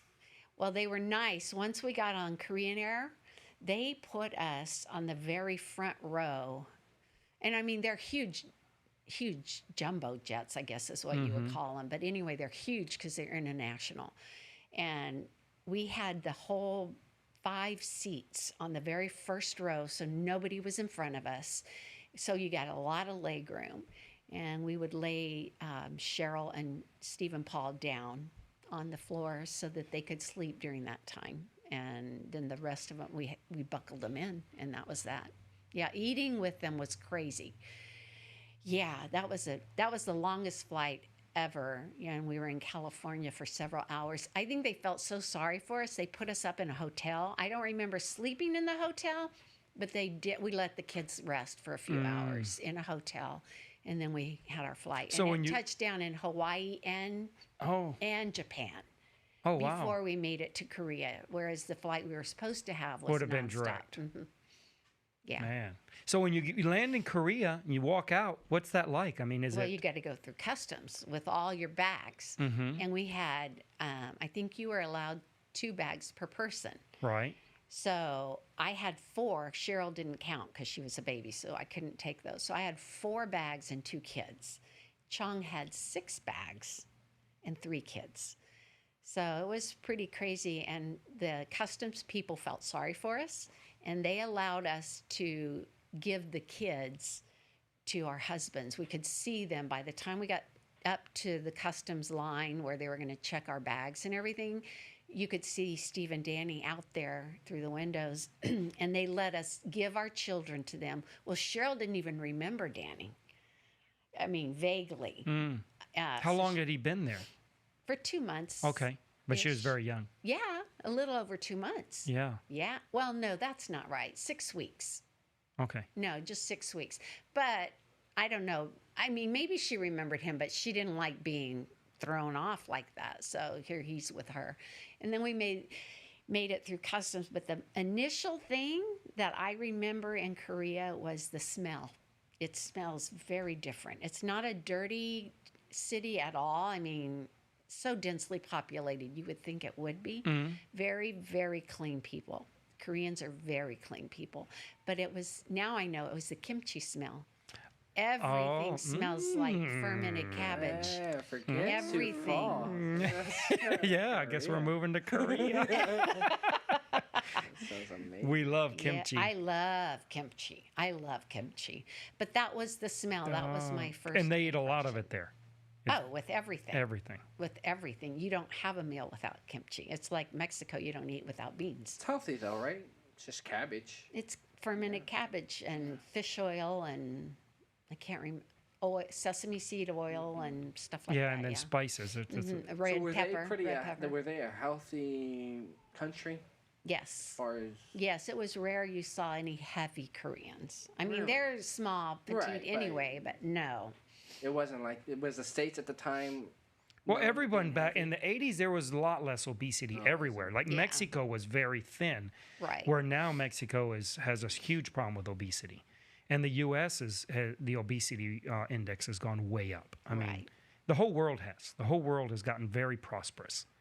Anyone that's saying that there's poor people and poverty is this, all you have to do is look at the obesity index in every nation, and it is on the rise everywhere. And that's a sign of prosperity. People get heavy, get fat when they get prosperous because you have the money to buy buy stuff, and you have the money to not exercise. Not when we moved to Mexico, when you were there, nobody had a car. No, I didn't have. You had to walk. You had to walk to the bus. You rode a bus, but you had to walk to the bus stop. You had to walk wherever you walk miles every day. And as people get prosperous, they buy their car, and now they park right in front and they walk as few steps as possible. And yeah, when I go to Mexico, Anna's family calls me prima donna. Because I'm like, wait, y'all guys are I'm going to call Uber. Y'all guys are crazy. Hey, not walking. That's like a whole 1 mile. That's insane. Crazy people. Yeah, Korea was crazy, though. And so when you're there in Korea, what's you guys' plan as far as the mission field? What's the objective? What's the plan? What's the idea there? We were hoping to learn the language and start a work. How did you do with that, learning the language? I went to language school like for one session. I don't even remember how long it was. Probably 3 months. Okay. Like fall to Christmas or something like that. I don't really remember. Because life was crazy there. 2 kids. So Chong had to watch my kids while I would go to language school. And I did get the basics, and I learned that, but it was so difficult because I had to travel into Seoul to go to language school. So when you're talking about traveling from where we lived, you take a bus or a taxi to the train station. It was really too far. I mean, that would have just slowed everything down because it took forever anyway. So you take a bus or a taxi to the train station, then you get on the train, and you may have to switch a couple times. And I don't remember, but it would take me probably at least an hour, if not more, one way to get to school. And then I would have to come home. It was half a day. And then I would have to come home. And you were doing that how often a week? I think 3 times a week. I believe it was 3 times a week. I don't remember. I don't feel that I was in language school very long there. Okay. I got to where I could speak. Korean's very difficult. It's so much different than Spanish. I could speak in the markets fine as far as trading. I could buy and do whatever I needed to do. Basically, I mean, I could get by, and there were no issues there, and I could do money with no problem. They count in Chinese. Any money transactions are in Mandarin or in what? No, Chinese. Okay. Ili, Samsa. I can't remember the rest, but that's Chinese. And then if you're talking numbers, you speak those in Korean. So you use 2 different sets of numbers. Wow. Yeah. So you would say, I want 1 chicken for $3 or whatever. Right. Right. So you would say 1 in Korean and 3 in Chinese. That is interesting. Very interesting. Yeah. So anyway, I could transact in the markets, and I knew, what I bought. I knew the words for what I bought. You knew the word for dog? Dog, red hot sauce. Kimchi? Thank you. We ate chicken because you couldn't find beef really. Right. I don't remember ever having beef in Korea. Beef is a food for the very prosperous nations because it's so expensive to raise. I don't remember ever having beef. I can't remember. Now, what was Korean barbecue there? Because here it's beef. I remember Danny telling a story, maybe you'll remember this, that one of the first places you guys ate out when you were there was Korean barbecue. Because you were like, they're like, right. barbecue. Yeah. Barbecue. You're like, barbecue. And you're like, Right. we're all happy. But what was that there? Was that beef or what were they served? Pork or what was that? They have beef in Korean barbecue? Well, it's the remember they bring out the scissors? Did they do that in Korea? Bulgogi is that's true. Bulgogi is barbecue. I mean beef. And did they do it with the little scissors? They bring it out. Have you had that there at the Korean place? You never had I that. remember you eating it. Yeah, when you go to the Korean barbecue place that we go to and So you I order guess- that, yeah. they bring you scissors That's interesting. and you clip it all up with scissors. It's very interesting how they do that. That's true. I guess we did have beef then. I just didn't remember. it's not that. I only remember buying the chicken, but I know I made bulgogi too. Oh, Because I would do, It was the same if I made bulgogi or chicken. They called it something else, but it was the same exact, except one was beef and one was chicken. Yeah, with the soy sauce and Right. sesame seeds and all of that. And but so then, what was the plan then with the ministry? What did Danny go to? Did Danny learn Korean? No, and that was the problem being in Korea. With their jobs, they were traveling. At the very beginning, it was horrible. And I know you know this, but for the listeners, they would have maybe 4 classes. Well, those 4 classes, they would work 10 hours that day because they would only get paid for 4 hours. But they had to travel to all these different places. So they would be taking taxis or buses or walking and running to get to all these different locations to teach their 1-hour class. So that was what was really bad. So this is a fabulous story. This is one of my favorite stories ever. Steve, on the way to go to one of his classes, got in a taxi. Well, they shared taxis all the time. You get in a taxi, somebody else is already in there. And if you're going to the same place, then they would let you in, or similar direction. Yeah, on the they would way let or you whatever. Yeah. So Steve gets in. It's an American in the taxi. And they get to talking in English, of course. So he's like, well, what do you do? Well, this guy worked for the Hyundai, the car company. And he says, hey, I'm looking for some workers to teach English. I need an engineer and an English guy. Well, Danny's an engineer, and Steve was engineering and I think engineering, but business English, something. Perfect, exactly what they want. In Seoul, this happens. So you're talking a city of millions, and they happen to get in the same taxi, and he needs exactly the employees that Danny and Steve are, and they're already teaching English. Wow. So the Hyundai Corporation, they finagled it to where they contracted with the institute that Danny and Steve worked for, and they paid them a set salary to have Danny and Steve for 8 hours a day. And so no more traveling, just they there and back. But they had 8 hours pay at a better rate, constant. They weren't traveling as often, and it was perfect. And it gave them the opportunity because they had no time to go to language school. Steve would try to learn it with Chong. Steve was very diligent in learning the language.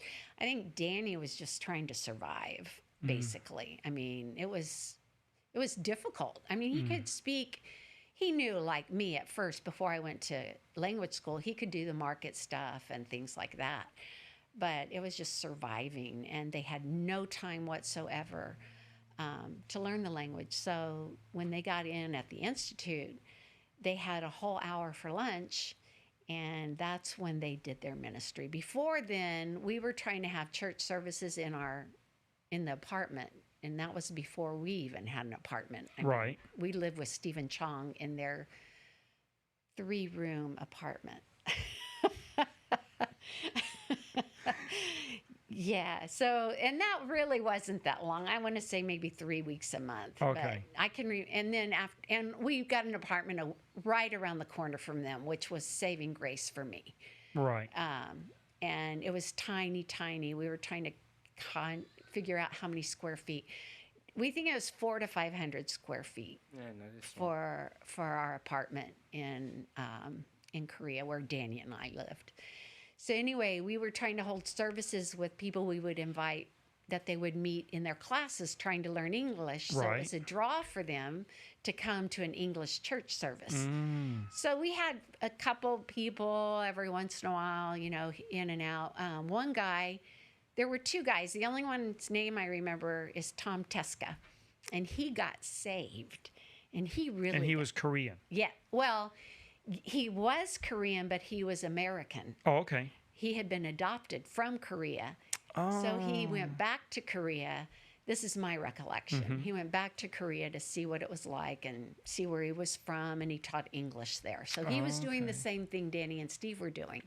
And there was another guy. Well, Tom was like, as Danny calls him, was a skirt chaser. And they're like, Tom will never, but Tom is the one who got saved. And he would come out, and I gave him my Bible because we didn't have any other Bible, and he was English speaking. So and then Brother Dell sent me a Bible, all that stuff.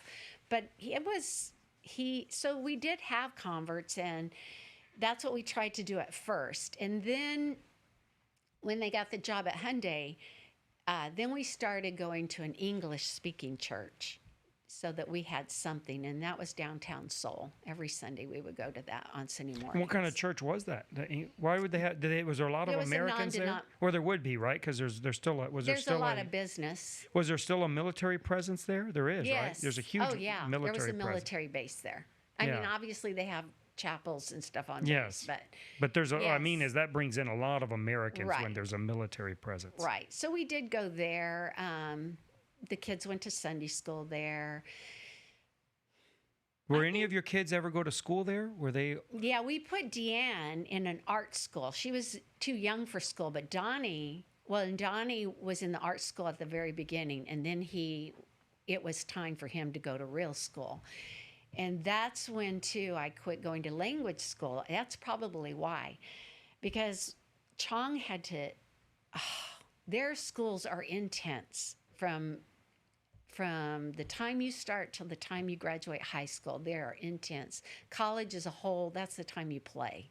Once they hit college, they go to college, but it was more They're real serious about school. Yes, intense. And you have to take piano, and you have to take and play soccer, and you have to do all these extracurricular activities which count for school. Plus your studies are intense. Well, so Donnie's learning the language, and it's intense. Poor Chong, she spent hours helping Donnie through school. So, plus Chong would go to the base because they had military privileges. So it was, if I have any regret about Korea, it was not having patience with Chong. I mean, it was a difficult, at the time I would not have said it was difficult, but being in that culture was very intense. And it's an honor culture, right? Yes. Oh, yeah. You don't lose face. That was a big deal. You never lose face in Korea. You never embarrass somebody in that way, ever. And I did that once. I'll tell you that story maybe later. But it was very important. You never disgrace somebody publicly or really even privately. It's just so it was very intense there, and I had nobody. I couldn't talk to anybody. Danny and Steve were gone like 10, 12 hours a day because it took them 2 hours, at least 2 hours to get to work and that long to get home. So he would get home, he would leave before the sun, and he would get home after dark. And I was alone with the kids all day long and going to the markets. But nobody really to talk to. So I wrote lots of letters. Deanne asked me, what do we do? We read. I read tons of books to them. They listened to music.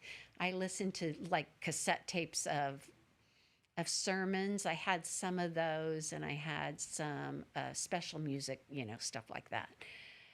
It was intense. That's when I learned to exercise. I started exercising, doing aerobics and things like that. But Chong, she was belittled because she had married an American, and I think they thought lowly if a Korean person married a military man. I think they thought lowly of them. And her kids didn't speak Korean, so that was dishonoring to their Korean culture. And so they didn't think much of Chong. She really had it rough. They really put her down, and she had no standing whatsoever. And then she was the one. I counted on her for everything. If I needed something. She knew the language. Korean. She was the only one who could speak Korean. So I counted on her for everything. Everything. Yeah. That I needed, I'm a very independent person, so I would do things on my own. I would go order, we had coals that we used to heat our homes, and I would go order my own coals. Everybody knew, because it was the suburbs, no Americans lived there. Nobody, no white people at all lived there. So they knew where we lived, everything. The first few times we got in taxis, they had no clue what to do, and we would tell them the apartments that we were living in. never could understand our accents. Finally, they would get it. Finally, we learned to write it down. But after a couple of times, they knew exactly where we lived. All of the taxi It all got drivers. around. The word got Yes, around. Everybody So knew this it. little suburb, how big is this? Like, is it a small little? No, everything's crowded in Everything's Korea. big. Everything's crowded. Okay, so it's a lot of people know where you live. Yes, and it's the same. You have the markets. Mm-hmm. So you get off the bus stops, and there's always a market in that little area. So Is it like each in a little plaza, or is it in the street like they do in Mexico? No, it's in the street. So they just take over a street like they do in Mexico. Yes. Yes. And so they're And- moving markets. They're not always in the No, same they're place. always there.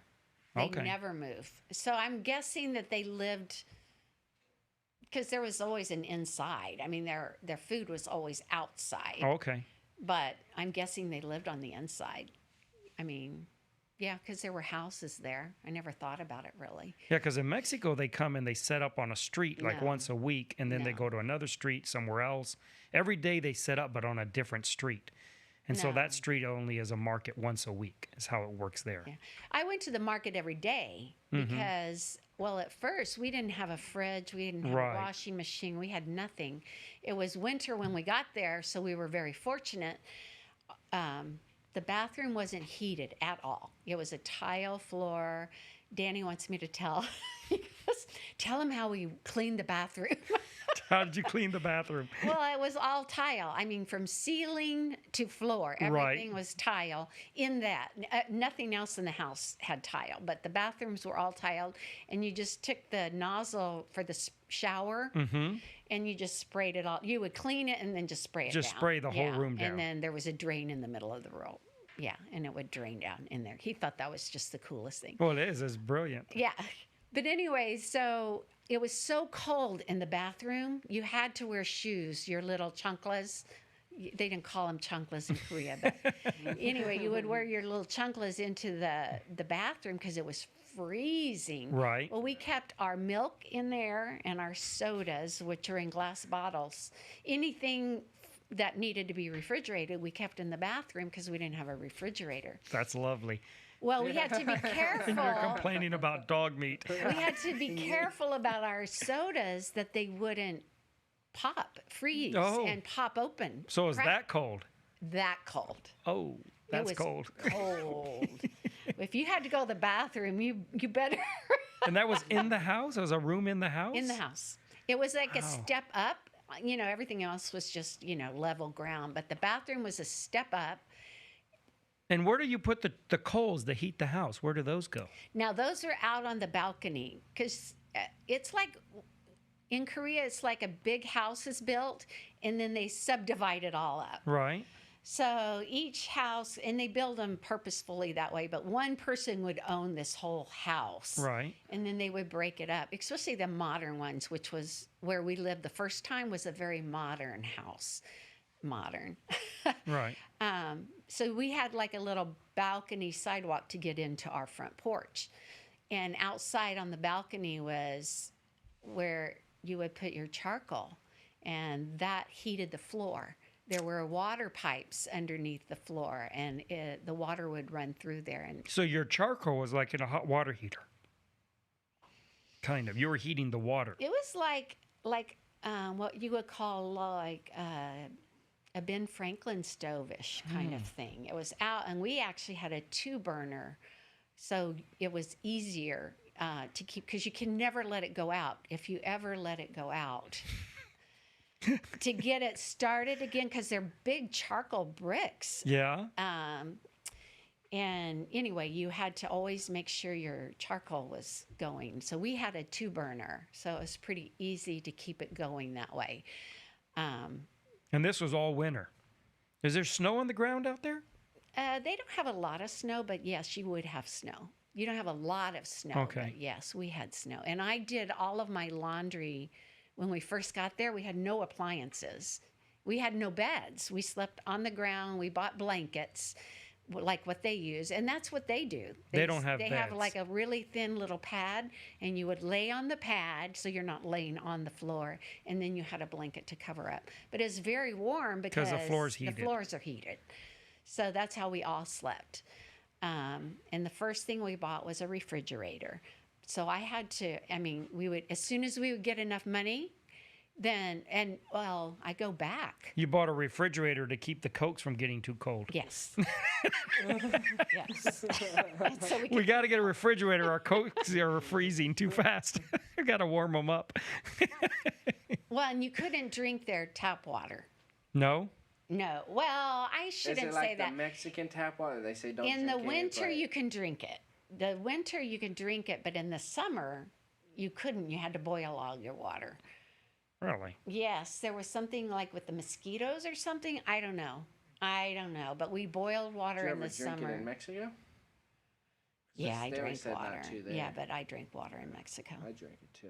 I don't think In I- Guadalajara, I didn't. But when I moved to San Luis, you're traveling to the mountains. You either drink their Well- water or you drink soda. The first memory I have of the Huasteca is the first trip that I remember going on. We trek up there, and of course everyone's thirsty, and they have the big tank of water, big concrete tank like thing, like a cattle tank, but a huge one, and that's where you're drinking your water from, whatever. And so I'm walking around. And it's on the side of the hill, so I'm walking around up there, and I get up there and I look down in the tank, and there's a dead chicken floating in it. Oh, I didn't tell anybody. I just, oh, well, that's interesting. that's disgusting. And everyone's like, shh. I never got sick in Korea like that. No. No. No, never, ever, ever. But they would tell you, I don't know, maybe it was just something freakish, but there was a time where Chong told me, you have to boil your water. Don't drink tap water right now. Okay. That's interesting. That is all right. Yeah. I don't remember why, but we did drink tap water, when we first got there. Right. Yeah. I don't know why we had sodas, maybe just for something different. I have no idea. Yeah. But I washed my clothes. In Mexico, I had washed my clothes on the pila. Yes. And so in Korea, that's when we decided not to use cloth diapers, because before then I used cloth diapers Oh, in the wow. States. But yeah, back in the day, we were poor. We were poor, Nolan. I couldn't afford. And, Yeah. and You live in a different honestly- world. Oh, I bet I Honestly, do. pamper type, disposable diapers were just coming out. We're just anyway. coming out. They They were weren't. just They coming weren't out. great at No, first. they were not very good. They were very not great. Yeah, they were not great. Yeah. See, I'll just let my kid know nothing. That's like they do in China. Just let him walk around. So doing anyway, his we decided jobbings. to buy diapers in Korea, because otherwise I would have had to wash them on the scrub. And so, how did they had scrub boards, or what yeah, did they have? I used a scrub board and a big bucket. I bought a big bucket and a scrub board. Is that how they do them? Yes. Well, if they don't If have they a don't, washing it's, yeah, that's what I machine. mean. They have a scrub board too. Mhm. And most of them did scrub boards. Well, then you have to hang them outside. So I had a clothesline out on the balcony. Well, they would freeze. Yeah. So, I mean, and at first, Americans, they change their clothes every day. Yes. And you're wearing layers because it's cold. Mm-hmm. It's cold. Is So it you're cold wearing all layers. year round? No. No, No. no, it gets hot. Wow. Yeah, it gets hot. So, anyways, I'm like, so finally, I learned. Look, I'm not changing them. I'll wash their underclothes first, and only the clothes that get dirty on the outside. I mean, but little kids get dirty. Mm-hmm. I mean, when they eat or whatever. But it was bad. So then I started hanging them. I would let them hang outside just to drip, because I wasn't the best at wringing clothes. Yeah. So I'd let them drip. Well, then they'd freeze, and I'd bring them in, and I would hang them on these wherever. I think I bought a dryer thing, like a hanging thing. So I bought that, and I would let them. Well, it would take forever to dry, so I bought a heater. Well, then our walls started sweating. You've raised the humidity in the. It was In the- horrible, and they're all like, And so, how would they dry their clothes? The Koreans, how would I they do don't it? know. I have no clue. I really don't. I don't know how they did it. That's Because interesting. Chong did it the same way I did it. I don't know. Interesting. Maybe they left a window or a door open and I didn't know. Maybe. Wow. I don't know. See, I remember the Huasteca. I tried to wash clothes there. This was long after you had left. We went back. I had already moved to San Luis again as to start the church there that I started, Right. and I took the youth group to the Huasteca, Ah. and I tried to wash some clothes there. And so I scrubbed them and everything, and I was there for a week and they never dried because it's so humid Oh there. yeah, it's so humid. Yeah, I just wore them wet home. That's wonderful. Yeah. Were you chafing all the way down the mountain, just like? Well, I wasn't. That was at that time. There was no more hiking. By then, they'd gotten places we were going. They had roads and stuff. Really? Yeah. I didn't. There was no hiking then. Yeah. Wimps. Well, then what's the experience? Just to see Yeah. malnourished Well, no, we people went live. because the church there was having a a youth camp. Oh man, so they're No, there's still villages you could hike to, but that wasn't where we were going. We were going to a place with a thing, but it's just so humid there. No, I bet. I mean, I bet. yeah, it's like living in a swimming pool. It's terrible. That's the worst part about Texas heat is the humidity. Yeah, That's what I despise the most about summer. Yeah, it's hot. yeah. But anyway, so that was it. I mean, it was just a gradual, as soon as we'd get paid, we had envelopes, literally. You talk You were about doing the envelope yeah, system? we did the envelopes. We had a envelope for travel because we had to go back, Mm-hmm. eventually to the States, and we had, Did you go back to the States at all between when you were there to when you left? yes, during the break, they closed down I went home right before Thanksgiving because I got to go to the Thanksgiving meeting that first year. And then I stayed till the new year. And Danny came over a little bit later, I guess he was there a couple weeks, I'm not sure. And I took Sharon with me. So I traveled with 3 kids on the way home. And Sharon got sick, which I didn't know the first time. She got air sick. Oh. So the very first leg of our trip, Sharon puked on me. Oh, lovely. On me. Did you show all the airline passengers how to wash on a scrub board or on the? And This is how we do in Korea. I had clothes for the kids, extra clothes for the kids. I did learn something from our first travel. Right. But I did not have extra clothes for me. So I did go wash up. And that meant I had to leave Cheryl, who's now almost 2, and the 2 5-year-olds, or 4-year-olds at that time, on the airplane seats by themselves to go to the bathroom and try to clean up. Yeah, I smelled like puke that whole trip. It was horrible. Lovely. Yeah. But anyways, I learned my lesson. I always had a bag ready for her after that. Oh. How much were the flights then? I don't remember. Were I a really lot. don't. Yeah, that were a lot. I would say 1,000. I don't know. They You were know what? but they were expensive. Yes. So you guys had to save all year, or Yes.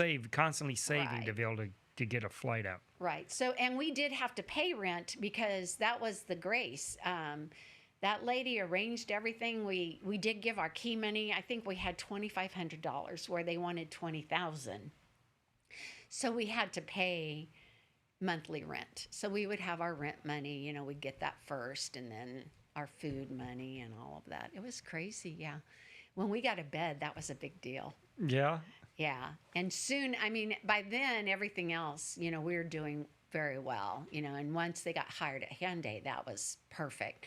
And then we got the girls a bunk bed, and their room was so small, the bunk bed fit in it. It was a 2-room apartment, but the bunk bed fit in it, but no dresser. Well, there was a dresser. I take that back. It barely fit where you could open the drawers almost the whole way at the end of the room, but then it would hit the bunk bed. And there was enough room, the width, to where you could, an adult could walk in there. That was it. That was it. That was how big their room is. Well, that was my room. Actually, my room was smaller than that. Yeah. I lived in I'm going to tell my story. now. This is about me, Michael. I got put in the maid's quarters of every house we lived in. And the one I lived That's in cute. Leon was my dad made a bunk bed, right? That had a bed on top, and I had a desk underneath it, right? And a closet on this side. And the bed was in the middle of the room, and you could not walk around it without going sideways. And that was my room. So my room was, and then the wall was made out of 1/8-inch plywood. That was the wall to the outside, 1/8-inch plywood. And my sister Wendy, she got the suite, and he made her all new furniture with a water bed. Oh man. Yeah. And they have the gall to say I'm the favorite. Boys don't need any room. Apparently. Oh. So then, I mean, how did they feel about how the ministry went there? Because it sounds like they were doing a lot of travel and a lot of teaching. It was discouraging at first, but once it was like God opened that door for them to have a good job, support our families. We didn't need any help from anybody, like, support from the church. And then they literally had an open door. They could talk during their classes about anything they wanted. It was their agenda. And everything had to be in English. So even lunchtime was English. So they took those lunch times and they taught whoever would come to their Bible studies. And they had those people for 6 weeks, I think it was, 6 weeks of class intense. Mm-hmm. And they lived there in dorms for those 6 weeks. And they couldn't even talk in the dorms in Korean. They supposed to only speak English. So they would teach the ones who weren't saved, they would teach them and just indoctrinate them with salvation and stuff like that and give them the gospel over and over and over again. And sometimes there was a huge, I don't remember what, I want to say Presbyterian movement there, but they were... Yes, I think there is. That's yes. right, Presbyterian. And they were strong witnesses. I mean, they were on fire. Those Presbyterians that we ran into, and we did, they would learn that we were Christians there, and I went to Bible studies with them and everything in Korean, but they were on fire, and sometimes they would come to their Bible studies, and then they would just give them, other, doctrinal. They would study doctrine and stuff like that, and then they would be encouraged, and a lot of them kept up with Danny and Steve over the years. So, yeah, and they felt like that was a ministry, and Mm-hmm. it was a good ministry for them. But no, as far as starting a church, our ideal when we went there, It didn't work out the way they envisioned it was going to work out. No, but they did. Was it because it turned out to be so much more expensive to live there that things changed like that, or? No, I think, we had no clue what Korea was like. Yeah. And I don't think we went over naive. Yeah. And so to not think that they would have time to learn the language, that was... Yeah, you didn't even... We didn't anticipate that whatsoever. Correct. Yeah, we just didn't anticipate that. I guess we felt like we would be able to learn the language. And I could speak. It was my accent. I got to where I could speak, but my accent was so bad. Miss Saw, the lady who helped us, I could speak Korean with her, and she was great because then she could help me when I didn't know how to say it. And I could speak with my landlord because we spent so much time together, and she was a Christian. And I think that's why they rented us. That was our second house. Okay. And I think that's why they rented to us, because we were Christians and she was. Her husband wasn't, but she was. And I could speak with her. Did y'all go with the impression that it was going to kind of be the same as Mexico was? Where y'all get there and all of a sudden there's a church within a couple years and gonna go to another city? I don't remember those plans. I think that, yes, we hope to establish a church. So y'all got kind of caught off guard there for a minute. You're like... I think we just went... Steve really wanted to reach Chong's family. And how did that go? Well, they didn't live in Seoul. Mm-hmm. Her mother came several times to visit. Her brother came, and her brother, I think, got saved. Her mother, I don't think ever did. And I don't know if she had contact with a father or not. I'm not sure about that. But her brother got saved, and he came and even lived with them for a little while. That's how I remember it anyway. Okay. If not, he stayed for quite a while. But no, we didn't. It was more, and we went over there with the purpose to help Steve and help them get established. We never planned to stay there long term. I mean, I won't say we didn't plan on it, but it really wasn't in our our minds that we would go and stay there for a long time. Danny wanted to help Steve. He wanted to make sure he was set up and okay because of his health. And there were many times Danny said he would have his seizures on the bus or at the subway waiting on trains. So Danny was, and he would hold him up. So it was a good thing that Danny was there. And when we finally did leave, Steve and Chong had moved out to the country away from us, close to the Institute. Steve could walk to the Institute then. So no travel for them at all.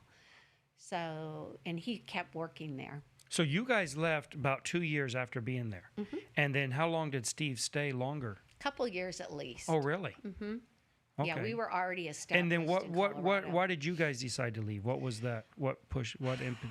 Well, Steve and Chong got the house in the country close to, and then we were looking at schools for Deanne. It was time for Deanne to start school. So either I had to homeschool or send her to English school, because after watching Chong with Don, I knew there was no way that I could send Deanne to a Korean school. There's no way. It's so different than Mexico. Very, very intense. The homework is crazy.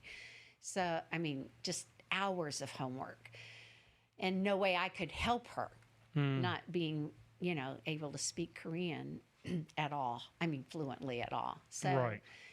So we looked, I think Danny said American schools were English speaking, about 7,000 a year. Wow. Back then. I thought it was 10. So whatever. but- It was, and that was, 30 years ago? Yeah, would have made a difference if it was 7 or 10. Yeah. I mean, it was beyond your range Right. either It way. was way out of our range. And we made decent money. We saved money. We came back with a down payment for a home and everything. I mean, we made decent money there. But that was way out of our reach. So Right. we decided to come back. It was time for Deanne to go to school. Steve was established. That was what Danny said. No, he's okay where he's at. He's fine. He can do what he needs to do now. So he felt like it was time to come back. And then you guys packed up and moved back.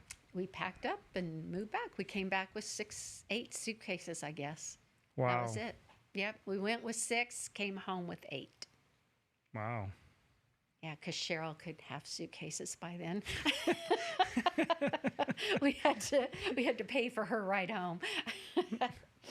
And so when you guys get back, how long, then you moved, after that you guys went to Colorado, but how long was it between when you got back to San Antonio and you went to Colorado? We got back in August, and Deanne started school that month. So we lived with my parents, and Danny worked temp job. I think he substituted, actually. He did substitute teaching while we were trying to figure out, and he was applying for jobs. So we went for Thanksgiving. We said, oh, let's go visit Mike and Linda. They in were already in Colorado. Mike and Linda were in Colorado. So we went up to visit them just to say hi. Good friends with Mike and Linda, always good friends. And Danny said, let's go up there and help them. We don't have anything to tie us here. I don't have a job yet.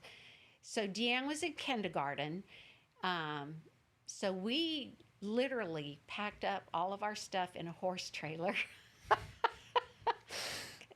Because my grandmother had passed away. Okay. So they were, whatever was left over from her house that they didn't have, no one wanted.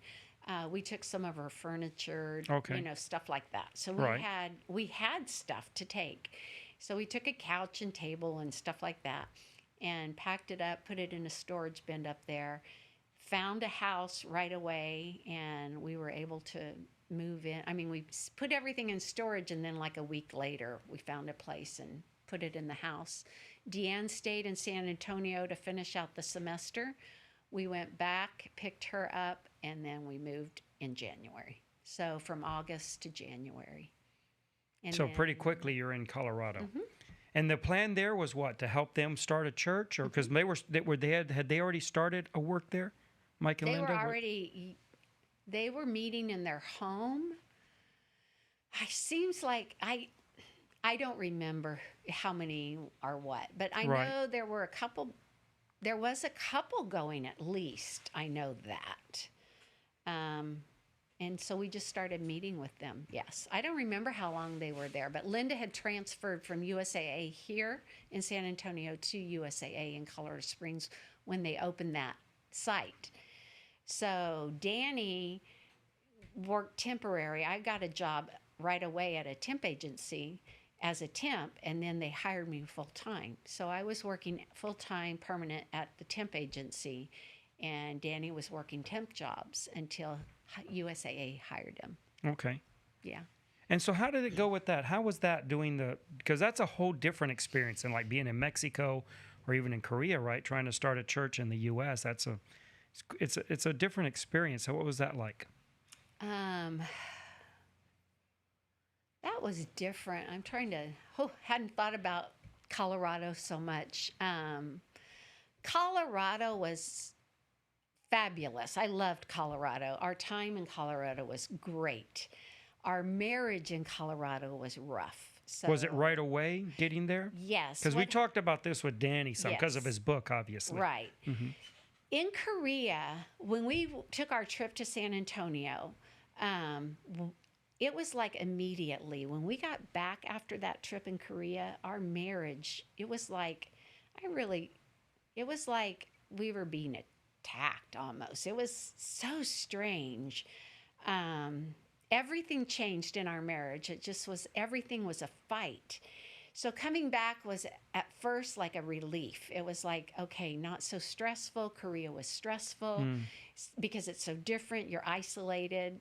So coming back, we did okay at first. But I made some mistakes at first. I mean, like, I think back when we first came with Mike and Linda, when we were visiting them, Linda told me something, and I came back to somebody at the church was having issues, and I came back and I talked to that person. Well, then it caused controversy. Why'd you tell Laura this thing, you know?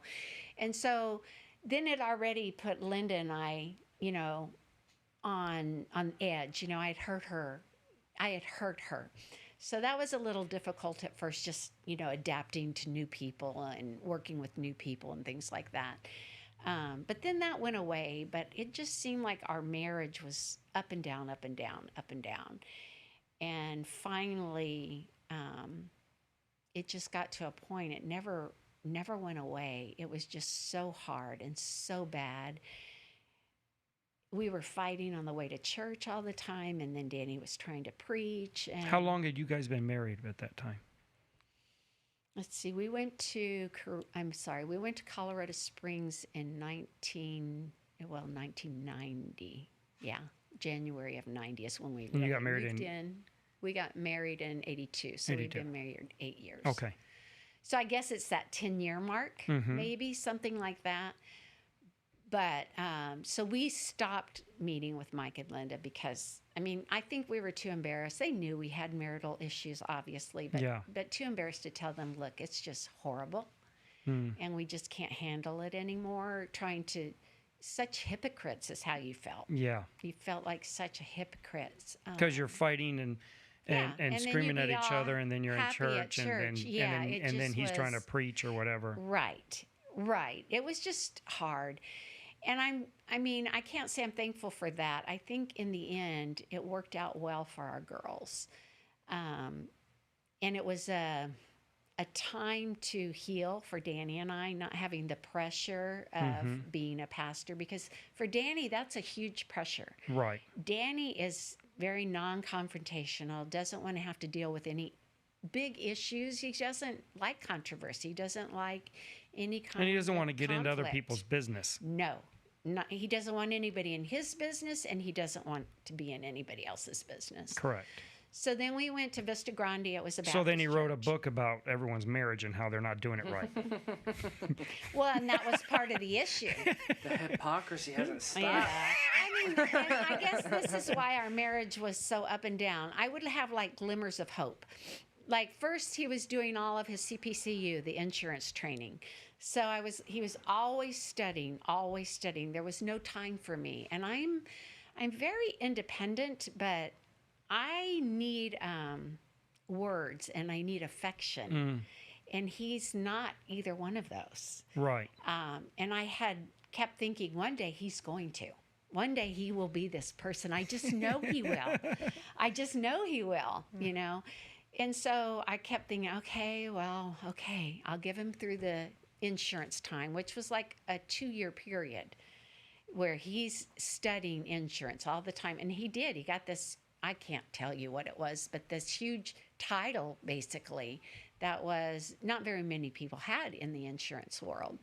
So he got it finally. And then that's when our marriage started getting rocky again. And that's when he got the idea for the book.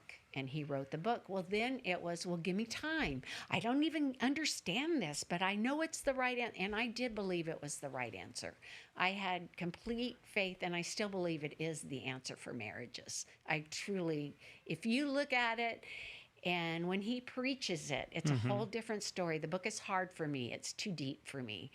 But when he preaches it, it's the answer, and it fits every single marriage type that you could ever have. It's amazing. I'm very proud of him for that. So I gave him the space for years of writing that book, and he finally finished the 7th chapter, you know, and I was like, okay. Well, then immediately I think he'll be able to implement it into our marriage. Well, it just didn't happen.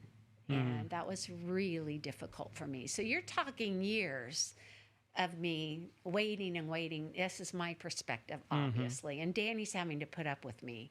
And I am. I'm emotional. I'm independent. I'm going to argue my points. And Danny's not like that.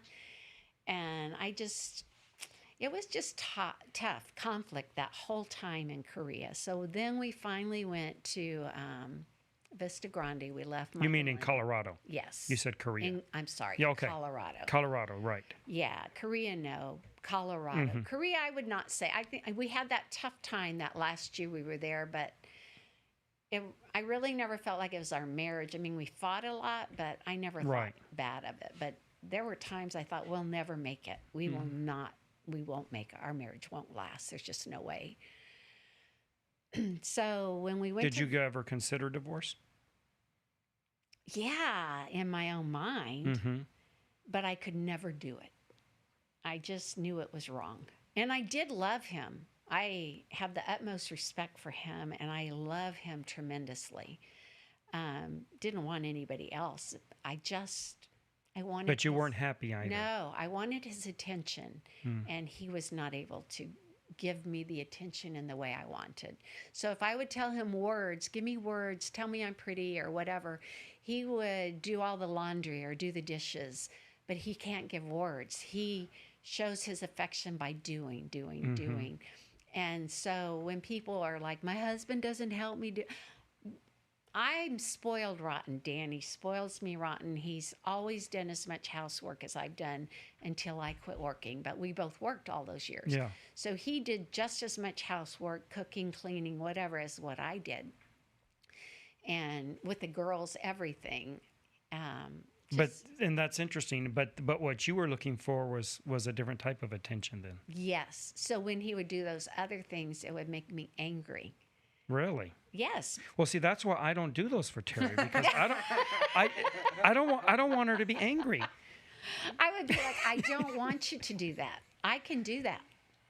I can't give myself a compliment. That's what I tell him. You know, stuff like that.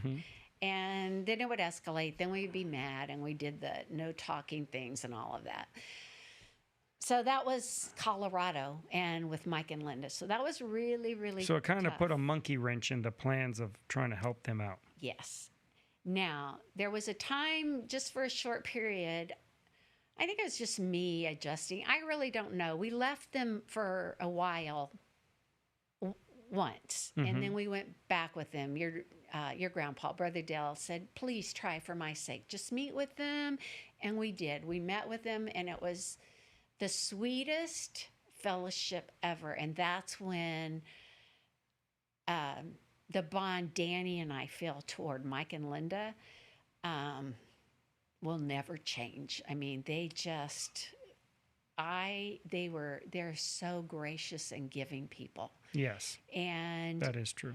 And we had my sweetest memory of the church with them, as we always had cover all day, because we came back and we just covered the sins, whatever was said and however we were hurt. I don't even remember why exactly we left the first time, because truly it was covered just like Jesus covered our sins with his blood. It was, and we would celebrate Coverall Day every August, because that's Would you when wear coveralls? Yes, we all wore overalls. Because I can just picture Linda doing that. yes, of yes, course. Yes, Even Danny. matching. Even Danny would. Oh, yes. Oh, excellent. Oh, yes. So we all would wear coveralls that day, and we'd have a picnic, and we had fellowship. It was in August. Beautiful time of year in Colorado. Yes. So it was just sweet. That was, and so our memories with them are sweet, sweet, sweet. And I know we hurt them deeply when we left because we couldn't explain it. I think our pride was just there, and our marriage was so bad. And so we just left, and we all agreed not to talk about it. So we didn't talk about it with anybody. People would call, "Why are y'all leaving? What's the problem?" And Mike and Linda never said anything, as far as I know, to anybody. And, we got letters, we got all kinds of stuff, hurtful things, but it was the right thing for us to do. I still believe that. I wish it wouldn't have been. Right. But it was the right thing. And then we went to Vista Grande, our girls. Deanne, I remember because Deanne was almost driving when we left them. So Deanne was almost 16 when we left Mike and Linda, and we stayed there till Cheryl graduated in 2005. So, and Cheryl's a couple of years behind. So I guess, 6, 7 more years in Colorado. We made great friends at Vista Grande. That was a tough time. We felt part of Vista Grande. The people welcomed us, but we never quite fit in, Right. We have stronger, more firm beliefs, I guess you would say. Peculiar, maybe? Yeah. Because I think many times those Christians get a bad knock from people like us. Yeah, that's probably, we were strange to them. Yeah, I think we have peculiar beliefs that we hold strongly. I think they have beliefs they hold strongly also, I would Yes, like they wanted Danny to be a deacon, but there were things about it that he said, I can't agree to those things. So he didn't, and people didn't understand that because we were very faithful. Him and another guy who I don't know if we ever joined the church. We must have, because we decided if we wanted to minister there, we needed to join. So I think we did eventually join, but at the beginning we didn't. See, like that's a peculiar belief, is right? That we don't peculiar. like to join the church. Yes. That we think we are joined to the church. Yes. Right. And so that's something they see peculiar. Yes, and we were, and we knew that, and we didn't expect them to change. We really didn't. Yeah. But Danny visited. He went and visited the visitors. And so we just were like, this isn't right, because we're asking people to come to church and we're not even part of it, So we did join, and then Danny. What was that? I've never joined a church. And so what do you do to join? On that church anyways. I don't know if You they're all just different. walk down the aisle and tell them you want to join their church. That's why we don't do that. No, I mean, they Now I ask understand you. why we did it. Expecting blood. No, they I thought you had ask to offer your firstborn or something. No, they ask you, are you saved? Now, they knew us because Right. we had been there forever and ever, and the pastor had come to our house. We had talked with them. They knew we were saved, and they knew we were living for the Lord and all of that. They knew we had been baptized. So there was nothing for us to do except tell them, we're ready to join your church. But I think normally to join a church like that, you go down, you get saved, and then you're baptized, and they put your name on a roll. So, yeah, it's different. It's odd. And they For think we're you- strange. For you, it's odd. Yeah. For me, it is not odd, because that is the way I was raised. Oh, okay. Yes. So for me, it was no big deal. It was a big deal. Let me take that back. It was a big deal to me, but it wasn't foreign. Right. To wasn't me, it's like foreign. completely alien. The whole thing I'm looking at thinking this is some strange. It's like I think when you like go to a different, like Mexico, and they have things they do not because they necessarily make sense. And I'm not trying to pick on Mexico. Right, Every right. country, I'm sure it's here Oh, the yeah. same, right? But if American goes to Mexico, Mexicans will have things they do culturally. There's no logical reason for it. they've always done it that way, and it just is done. Right. That's how you do that. Right. And if you're not from that culture and you look at it, you say, well, there's no logical reason for this. This makes no sense. And it doesn't make any sense, but it's their culture. And that's how I look at that. I look at the churches and like, you need to join the church. And I'm thinking, Okay, now this listen doesn't make to any this. sense. This is what I remember when I was younger. So, if you ever left your church, like if I left Highland Hills to go to another church, you requested your letter. Well, the letter, and I think of it now, it makes sense. At the time, I was like, that's just weird. I guess it was like transferring your membership. yeah. Well, I think now when I think about it, it was like old time when it was kind of like church discipline as far as were you in good standing with the church? Right. Or were you a rebellious person who was living in sin and stuff like that? So the pastor would physically write a letter and tell the other pastor, yeah, this person is whatever, they're a good Sunday school teacher, they're a deacon, they're living right. Well, I mean, obviously, as time goes on, it was just form, Right. It was nothing real. But I think in the beginning, it was probably legitimate to say. Yeah. And so they give you a letter, and you take the letter to the other church. Yeah. Actually, the other church just asked for your letter. Oh, you don't even get to transport it yourself. No. No. That's very odd. I Very know peculiar. for you, but that was how I was raised. Right. Yeah, no, I've never, Yeah. I don't think I've ever joined any church in my life. And then Danny taught the youth. I mean, Colorado, with Mike and Linda, it was great. We were in a little business, a little strip mall, if you want to, but it was smaller than a strip mall. Well, I went there. I Oh, visited you guys. okay. Yeah. I don't remember that. Yeah, I've been everywhere. Were we there when you visited? Yes. Oh, Yeah, okay. yeah. Okay. Anyways, the nail technician, she was next door to our church, so it always smelled like fingernail polish or Yeah. whatever. But she came and her husband came and he got saved while we were there. There was another lady, Jess, who came, whose husband was a huge cardiologist in Colorado Springs, like big name Colorado. And her sons came to check us out because they were like, what is our mom into? Because we were such a little church and everything. And they were worried about her because her husband had just passed away. Oh, they thought maybe she was in with a sect that was going to fleece her. Yes. So it was, and then one of her sons got saved. I don't know if the other one ever did. They may have after we left. But yeah, there were some sweet times. There were some real there. successes with it. Yeah. Robert Torres, his brother, he came and his wife with their little kids. Yeah, I remember him. Yeah. So it was good. I mean, we never had a big, strong, big church, no, by any means, but it was sweet. It was good. And so you guys are having all this marriage difficulty, and you go to the other church, and then how does that work itself out? How does that resolve itself It eventually? did not. At the time, it did not. It still was there, but the pressure wasn't there for Danny. Yeah, but now you don't have those problems in your marriage. No, not really. I mean, there's still issues, but not like I think it was me. I think I finally.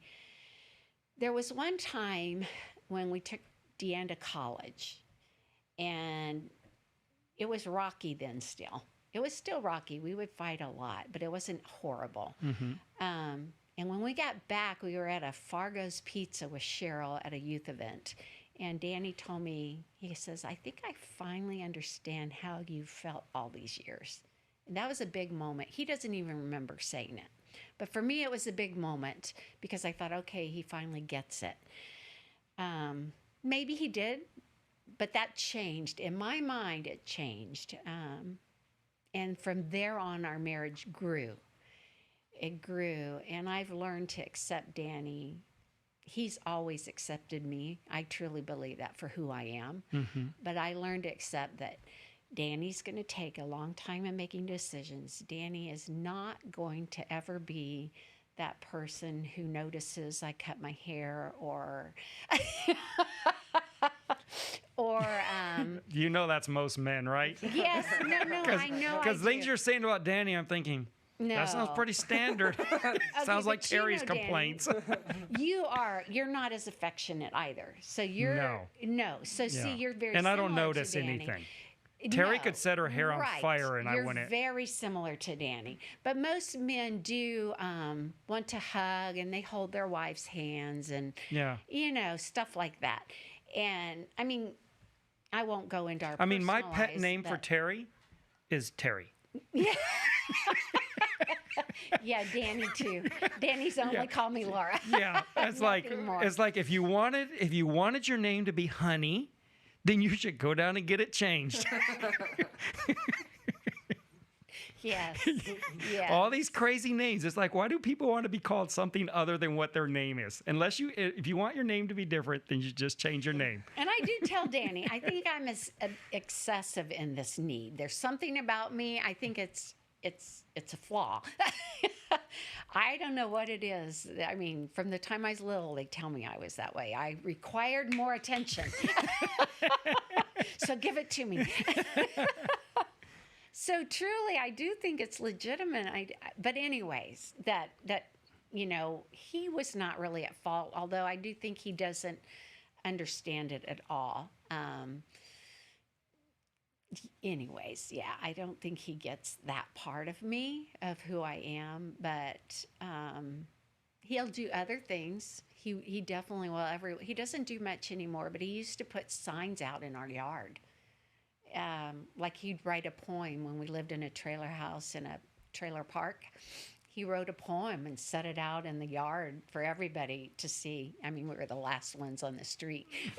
And he put it out at night.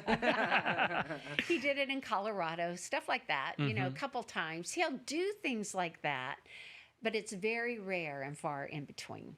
So, yeah. But anyways, so I think at that point it changed. And at that point I realized I just need to give him his space. And he's just not going to be that person of what I had thought a marriage would be. And, he's not going to have daily devotions with me. Danny's just...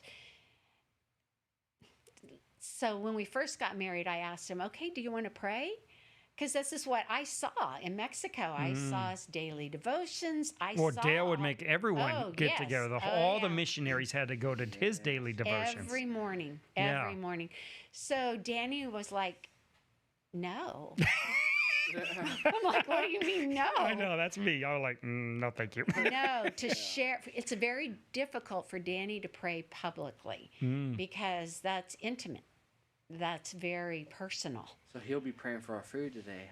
That's what I was just thinking. We know who's going to give public grace. Well, and if you notice, if he doesn't just pray for the food and stuff like that, if he prays, he cries. That's why preaching, he's very sentimental about those kind of things. You'll see him cry because it's so personal to him. It's like, oh, I'm bearing my soul to you. And so when I would see him passionate about preaching or about his book, it made me jealous because he could be so passionate about those things, but not passionate toward not me. Express it to you. Right. He was passionate, obviously, to me.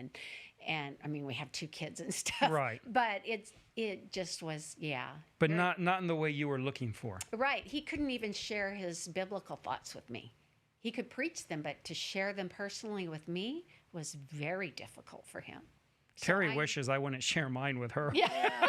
She's like, you should see her. She's like, I've heard it. I want to hear it again. I heard your nonsense. He's gotten better that way. He will Good. share his Bible thoughts with me now, whereas before he did not. Right.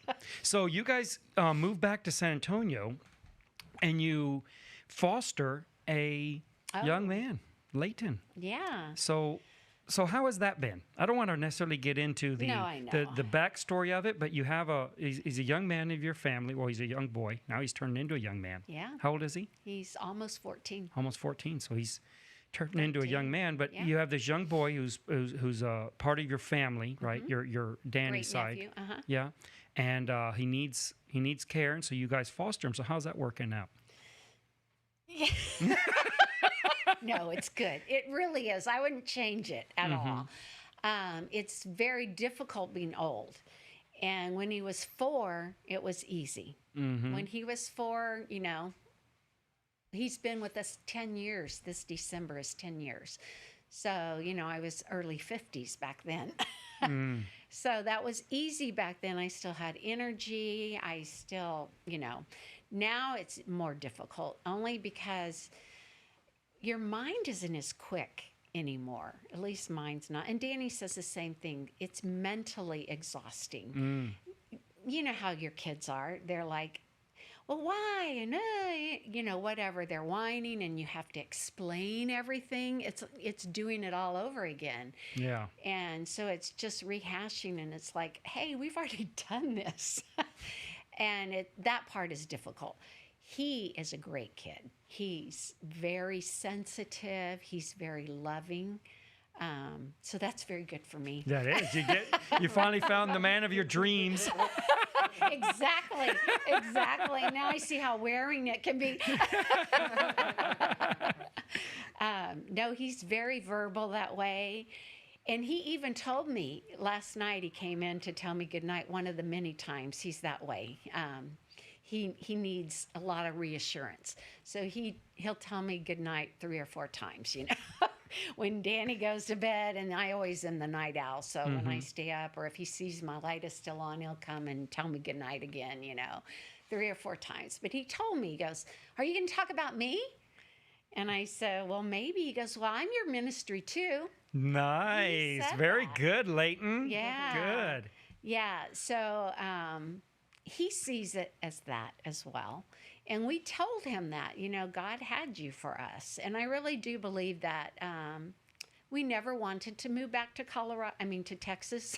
Colorado's a great place to live. It is a great place We never to live. wanted to move back to Texas. Never planned on it. And we said, no, why would we? But it was like a light switch with Danny. I never pushed it. I never really wanted to come back. I missed family. I missed the church, things like that. But I loved Colorado. Yes. So one day Danny says, no, I think it's time to go home.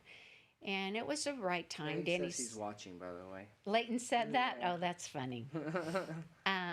So Danny's mom had her major strokes then, and we were here to be with her, and that would have been very difficult. She had a long recovery. And then your father's had a difficult time. Yes, and my so mom passed away. So I kid- had like 2 or 3 years with my mom before she passed. That And was I good. hadn't had that time with her. And those were really sweet years. And she got to meet Leighton. She would read stories with Leighton. So she knew Leighton. So so Leighton is very familiar. He thinks of them as He their has memories of grandparents. her. Yeah, so that part was good too. It was just the right timing. And then I really do. I think Leighton needed a good father figure. And so Danny's a very good father to Yes, he is. Leighton. And that was difficult for Danny. And it's a whole different experience for you guys, right? Because you had 2 daughters, and now you have a Yes. son. That's very different. Yes. Despite what the world wants to tell you, they're very different, boys and girls. Very, very different. Yeah. Never had to worry about my kids doing their homework, the girls, Yeah. I should say. I never had to think about all that stuff. I never got calls about fighting in school or whatever, and like, what? Excuse me? So, and he really doesn't. just little things. It's just boys. Yes, It's not him. boys are very, very different. Very different. Yes, very different. Yes. And he's rowdy, and he's all boy. Thank goodness we live in the country. He 'cause- likes that, right? Yeah, he runs all over the farm. He rides his mini bike, or 4-wheelers, whatever.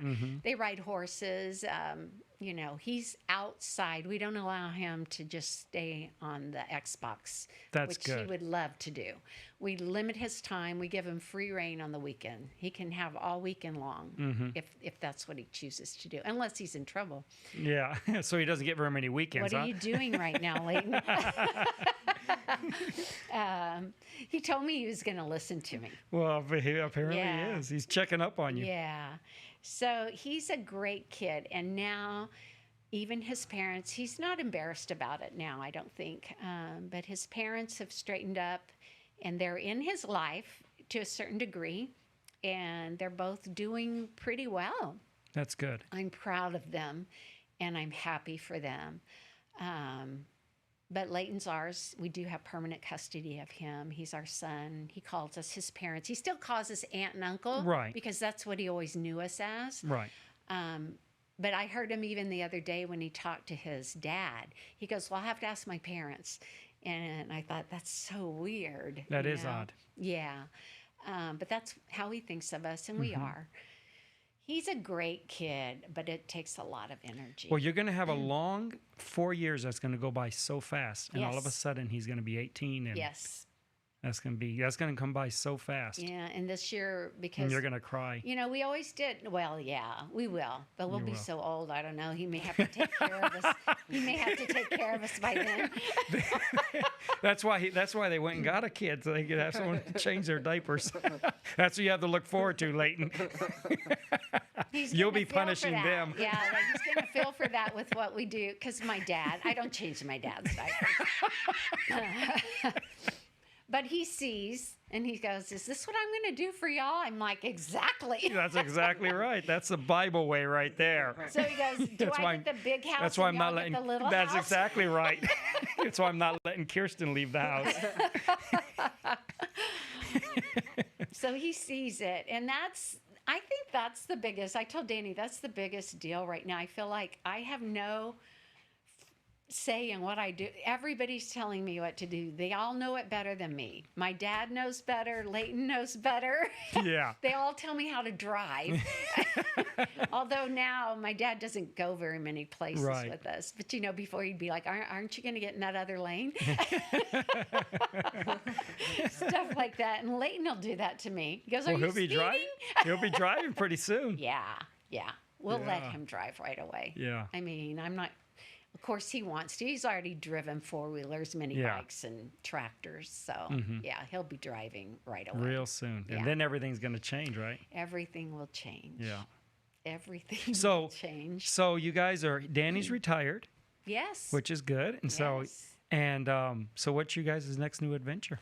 What are you Well, thinking? we 'Cause- to- yeah. Well, we had originally planned that when he retired, before we got parents and a kid, we figured we would travel. I mean, we love camping out, or RVing, I should say, because I am not a tent camper. right. I'm a country girl now. I did turn from a city girl to a country girl, and I think I do a pretty good job there. Good.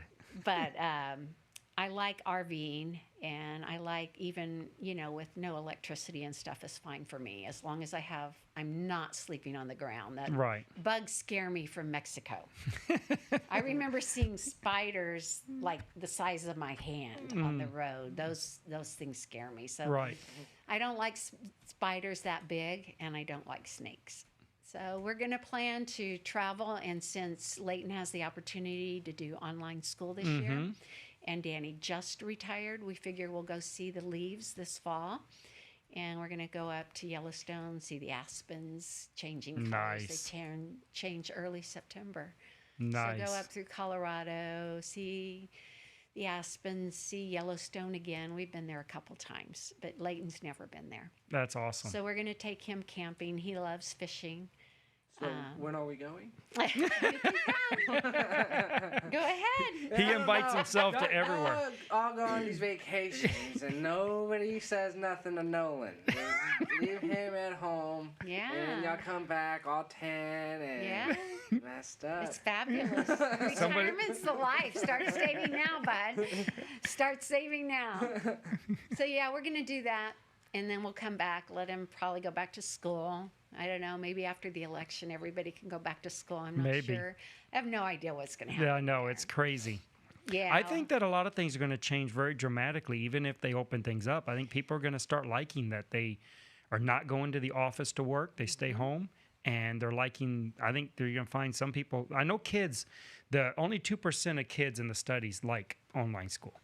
Yeah. They don't like it very much, but I think Yeah. some parents like it. I love it. Mm-hmm. And he is more focused because he's just Mr. Socialite. He's more social than our girls ever were. Mm.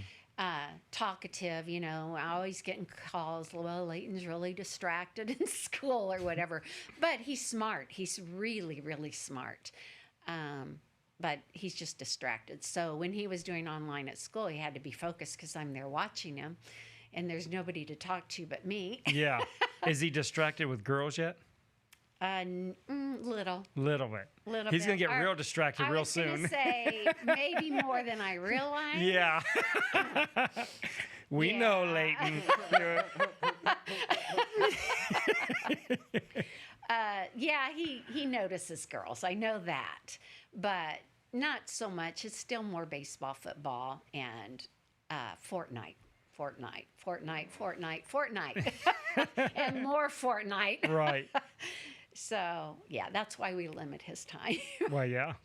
So Yeah. yeah, but I think, I mean, we talked with y'all about this, and Mike and Linda about this. I don't know what ministry's going to look like, because I had been handing out tracts, and invitations to our church and things like that. I was very much part of that.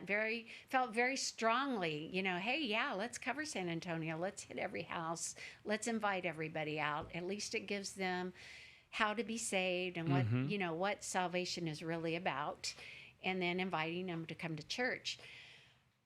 I don't feel comfortable doing that anymore. Well, no, now you might. Yeah, exactly. People don't want anything like that. Yeah. So I'm not sure that it's, I think people would throw it away really, truly now. Whereas before, I think some of them did read it. I think a lot of them got thrown away, Yeah. but. No, everything is changing. I can't hardly imagine that there won't be fundamental changes to everything, including ministry and churches and. I think one-on-one's everything. going to be very important. It's how do you get that one-on-one? Nancy's watching right now, my daughter's mother-in-law. They go out to eat, and every time she plans it, I think you plan it, Nancy, she always says, hey, we were just getting ready to pray for our food. Is there anything you would like us to pray like for you that. for? Yes. I like that. I like that a lot. So I think, and it's legitimate. Yes. I mean, it's a great way to pray for people, and it opens up a door that they know that you're not just. Well, see, I think that's what's been missing in my approach to evangelization, and I'm only speaking of myself. I don't know about anyone else. Right. But only of myself. I think that for so long, I lacked that true, personal, intimate concern Yes. of people themselves. I was concerned that they get saved. Right. I cared that they got saved, but I was never truly concerned about them. Right. It was that they get saved. It was like, if they could get saved, then what, that just the rest didn't matter to me, I guess, is how I should phrase it. Right. And again, I'm only speaking of myself. And so when I see, and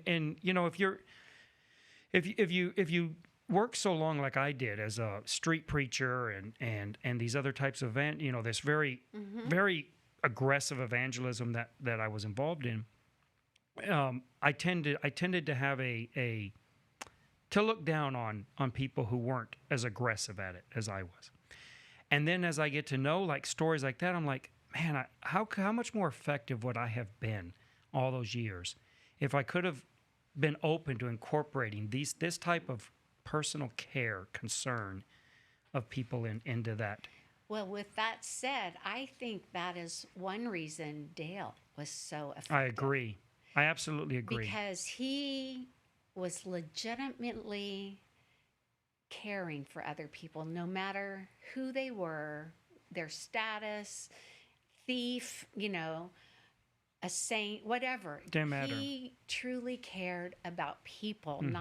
He definitely cared about their salvation. Yes, but that was one thing, and he cared about them, and he As would a deal with whole them in all person. other ways. Yes. Not just, didn't seem like it was always pushing to the sale. Yes. It's how I felt too often about myself, that I'm always pushing to the sale. Right. And I think I agree. Even with myself, I think I'm more personable with people, and I care about them, but I usually keep it separate. They're my friend, or they're this or that, and I do try to talk about my faith. I'm not embarrassed about it at all, and I do try to let people know I do not think I'm a very good person. And if it was about being good, that is my way to witness, because I know who I am, and I know I'm not a very good person. I'm too emotional or whatever. I know I could never do all the right things. So for me, that is how I share God's grace, because I see it in my own life so vividly. But I think keeping it separate, I don't want to impose my beliefs on them. So I had a harder time with that. But I think you have to be intimate and Yeah. be willing to put yourself in a vulnerable situation. So, and to care for people, to truly care about people, takes time, Yeah. which is valuable to us. Right, which is why it's the most important thing we can give to people is our time. Yeah. Yeah. Yeah, I'm curious to see how it all works out, because I'm like, what are we going to do next, Danny? I don't know. I mean, right now we're not even going to church. We watch it online. Yeah. Because of my dad. Yeah. Because we have services at our own house at night for my dad and Danny's mom, and Leanne will come over or whatever. So we have little services, and they really are good, but we're not reaching anybody else. Yeah.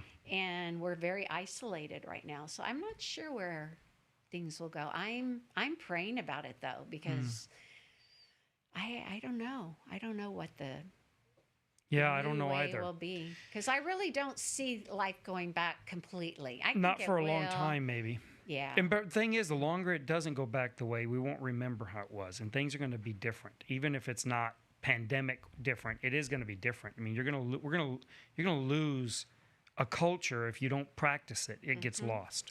And I go back to that intimate part. That's what was so sweet about working with Mike and Linda, because they truly are. To watch them minister to other people, always genuine. That's something else I admired. Well, Linda's the one who brought me to church. That's right. Yeah, Linda brought me to the church at Oak Knoll, and made me feel welcome, made me a part of a family. Yeah. I mean, I have a great family, but it was A spiritual, yes, of that it was type. Yeah, I get just you. you had that camaraderie. You had people who truly cared about you, and to see you grow, it was a true concern. And this church has a very unifying focus on a single vision, which is evangelism. Yes. So they're very strong on this focus, and that just Yes. brings everybody Right. in. And so you kind of, all your differences kind of evaporate really in churches like that, because you're focused on this one big thing that That's everyone true. is concerned with. You're all giving money to it. You're sending people. Yourselves are going to it. You're going to other countries, and it's all focused around that. And so you end up with I'm not saying there's no other way it can be, No. and you can have other, like you say, you have your regular, your normal, natural family or whatever. It doesn't take away from that. Right. But this is like it's like to put it in secular terms, if anyone doesn't understand what we're talking about, it's like having a fraternity. Yes. Yes. You're there together. You're a different kind of family because you share this focus on this one thing that really matters. Right. But they were that way also. They weren't that. They were evangelistically focused. Obviously, we did a lot of evangelism. We tried a lot of different things. I know they came up and did street preaching with us, and that didn't really bring anything either. So we did a lot of different things. But they're very personal, one-on-one. Yeah. And they spent so much time with Judy and with her husband, Steve, I think was his name, and Joe, and all these people. They gave literally their time to them, ministering to them. And when you talk, because I do think what's lacking in a lot of churches that I've been part of, not just Oak Knoll or whatever, but other churches too, sometimes when you don't have the fellowship, which we call fellowship, it's more the caring, getting to know people. When you don't have that one-on-one connection, and that's lacking, you're not a family. You don't have that fraternity, so to speak. That's a great way to put it.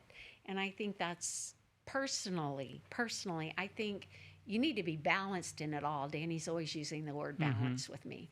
But I think you have to have that as well. I think I've always you've got seen to have that fellowship. I agree. I've always seen the churches that I've been involved in actually planting the churches. They grow because I've always seen them growing on the basis of that intimate connection that people can have. So we would have in Querétaro, when we started the church, we would have people over every Sunday. Yes. And it wouldn't be just like one family. We'd always say, Terry'd say, let's not have anyone over this Sunday. Okay, let's not. And she said, well, let's invite one person. Okay. And well, then next thing you know, it's like every Sunday, right? You remember, right? Yeah, I had a conversation with Daniel, remember, about this, because he was wondering if I ever felt weird that, we always had people on our Thanksgivings or, Yeah, all our 4th of July's. There's always more than just family there. There's church. I told him I'm used to it. I mean, I grew up with basically the entire church. Yeah, we'd have at my house on a Sunday. we'd have 20 to 30 Right. people at our house every Sunday. Yeah. Right. And they would all bring food and we'd all eat together and we would spend the whole day and they'd leave at night. And that was almost every week. Yes. And the churches where we had the most success, or at least I did, and this is relative, all of our churches are small. So I'm not trying to say I started a mega church this way, but Right. all of the churches that I had any success with at all, in whatever relative sense of was that way. Toluca, we didn't really do that. And I don't know if that's why we weren't very successful, but we didn't do that. I wasn't that way. I was absorbed in programming at the time, and I had no time. I preached and did that, but it was going through the motions, and I never was engaged the way I was in Querétaro, San Luis Potosí, here even in the church here. And I found that I do the best anyways, and I'm not prescribing this to anybody. Right. But for me, I do the best when we have what you're talking about, that close fellowship. We have people over. We're talking about doctrine. We're talking about spiritual things. We're laughing. We're joking. Whatever it is, and they become part of a family, and that church becomes a family to them. And it's very important. Well, I to do it. remember Thanksgiving meetings or anytime dinner on the grounds happened, nobody went home. Yes, I know. I remember And that. so that's what Danny and I have talked a lot about this. Is it because times have changed, or is it us? Have we changed? We've changed. The world? No, it's people have changed. The people there, not all people, because we do this in our church here, and they'll come over. We'll have people over, and they'll be all day. And I'm guilty. I'm not inviting people over all the time and stuff. I was working for a long time. Now I have my dad. I have Leighton and stuff like that. And I am older, but and I enjoy my family. So then I have family all the time. You have I and you have kids grandchildren and grandkids, and so I don't do. See, I think that this is the something job that that I should do. I don't know about that. I don't know that that's the case. I think that you did that in a time when it was the right thing for you. And people change, their lives change, but it doesn't. But what I'm saying is that even right now, there are people who are willing to have that fellowship. Yes. And we need people who are in a time in their life when they can be willing to provide that fellowship. That's true. It's a ministry. It's a gift. Yes, it is. And the gift isn't necessarily lifetime. It's like you can't lead the singing your whole life. Right. You can't do the preaching your whole life. You Right. can't do the teaching. And you can't be the one who has their house open to every single person your whole life. This is going to be a time in your life, and you're going to outgrow that. But the church doesn't need to outgrow it. No. If other people will come in and fill in that gap.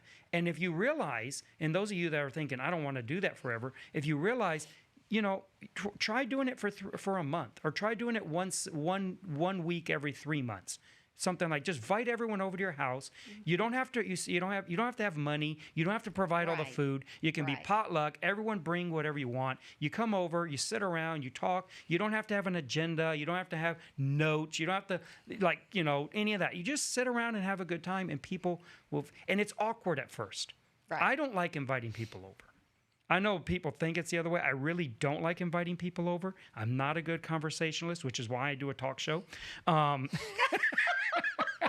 Yeah, you're not a conversationalist. No, I'm not. I'm like awkward at conversation. I mean, they can tell They can tell you stories about how awkward I am at this stuff. No, don't tell stories. Don't. I do think, I have to say this, I do think the fire pit thing was a good idea, like President Fireside Chats and things like that. I think that's wonderful. All of that kind of stuff is Yes, very I good. think it's very important. I think we need church needs to be something more than a Sunday service. Yeah.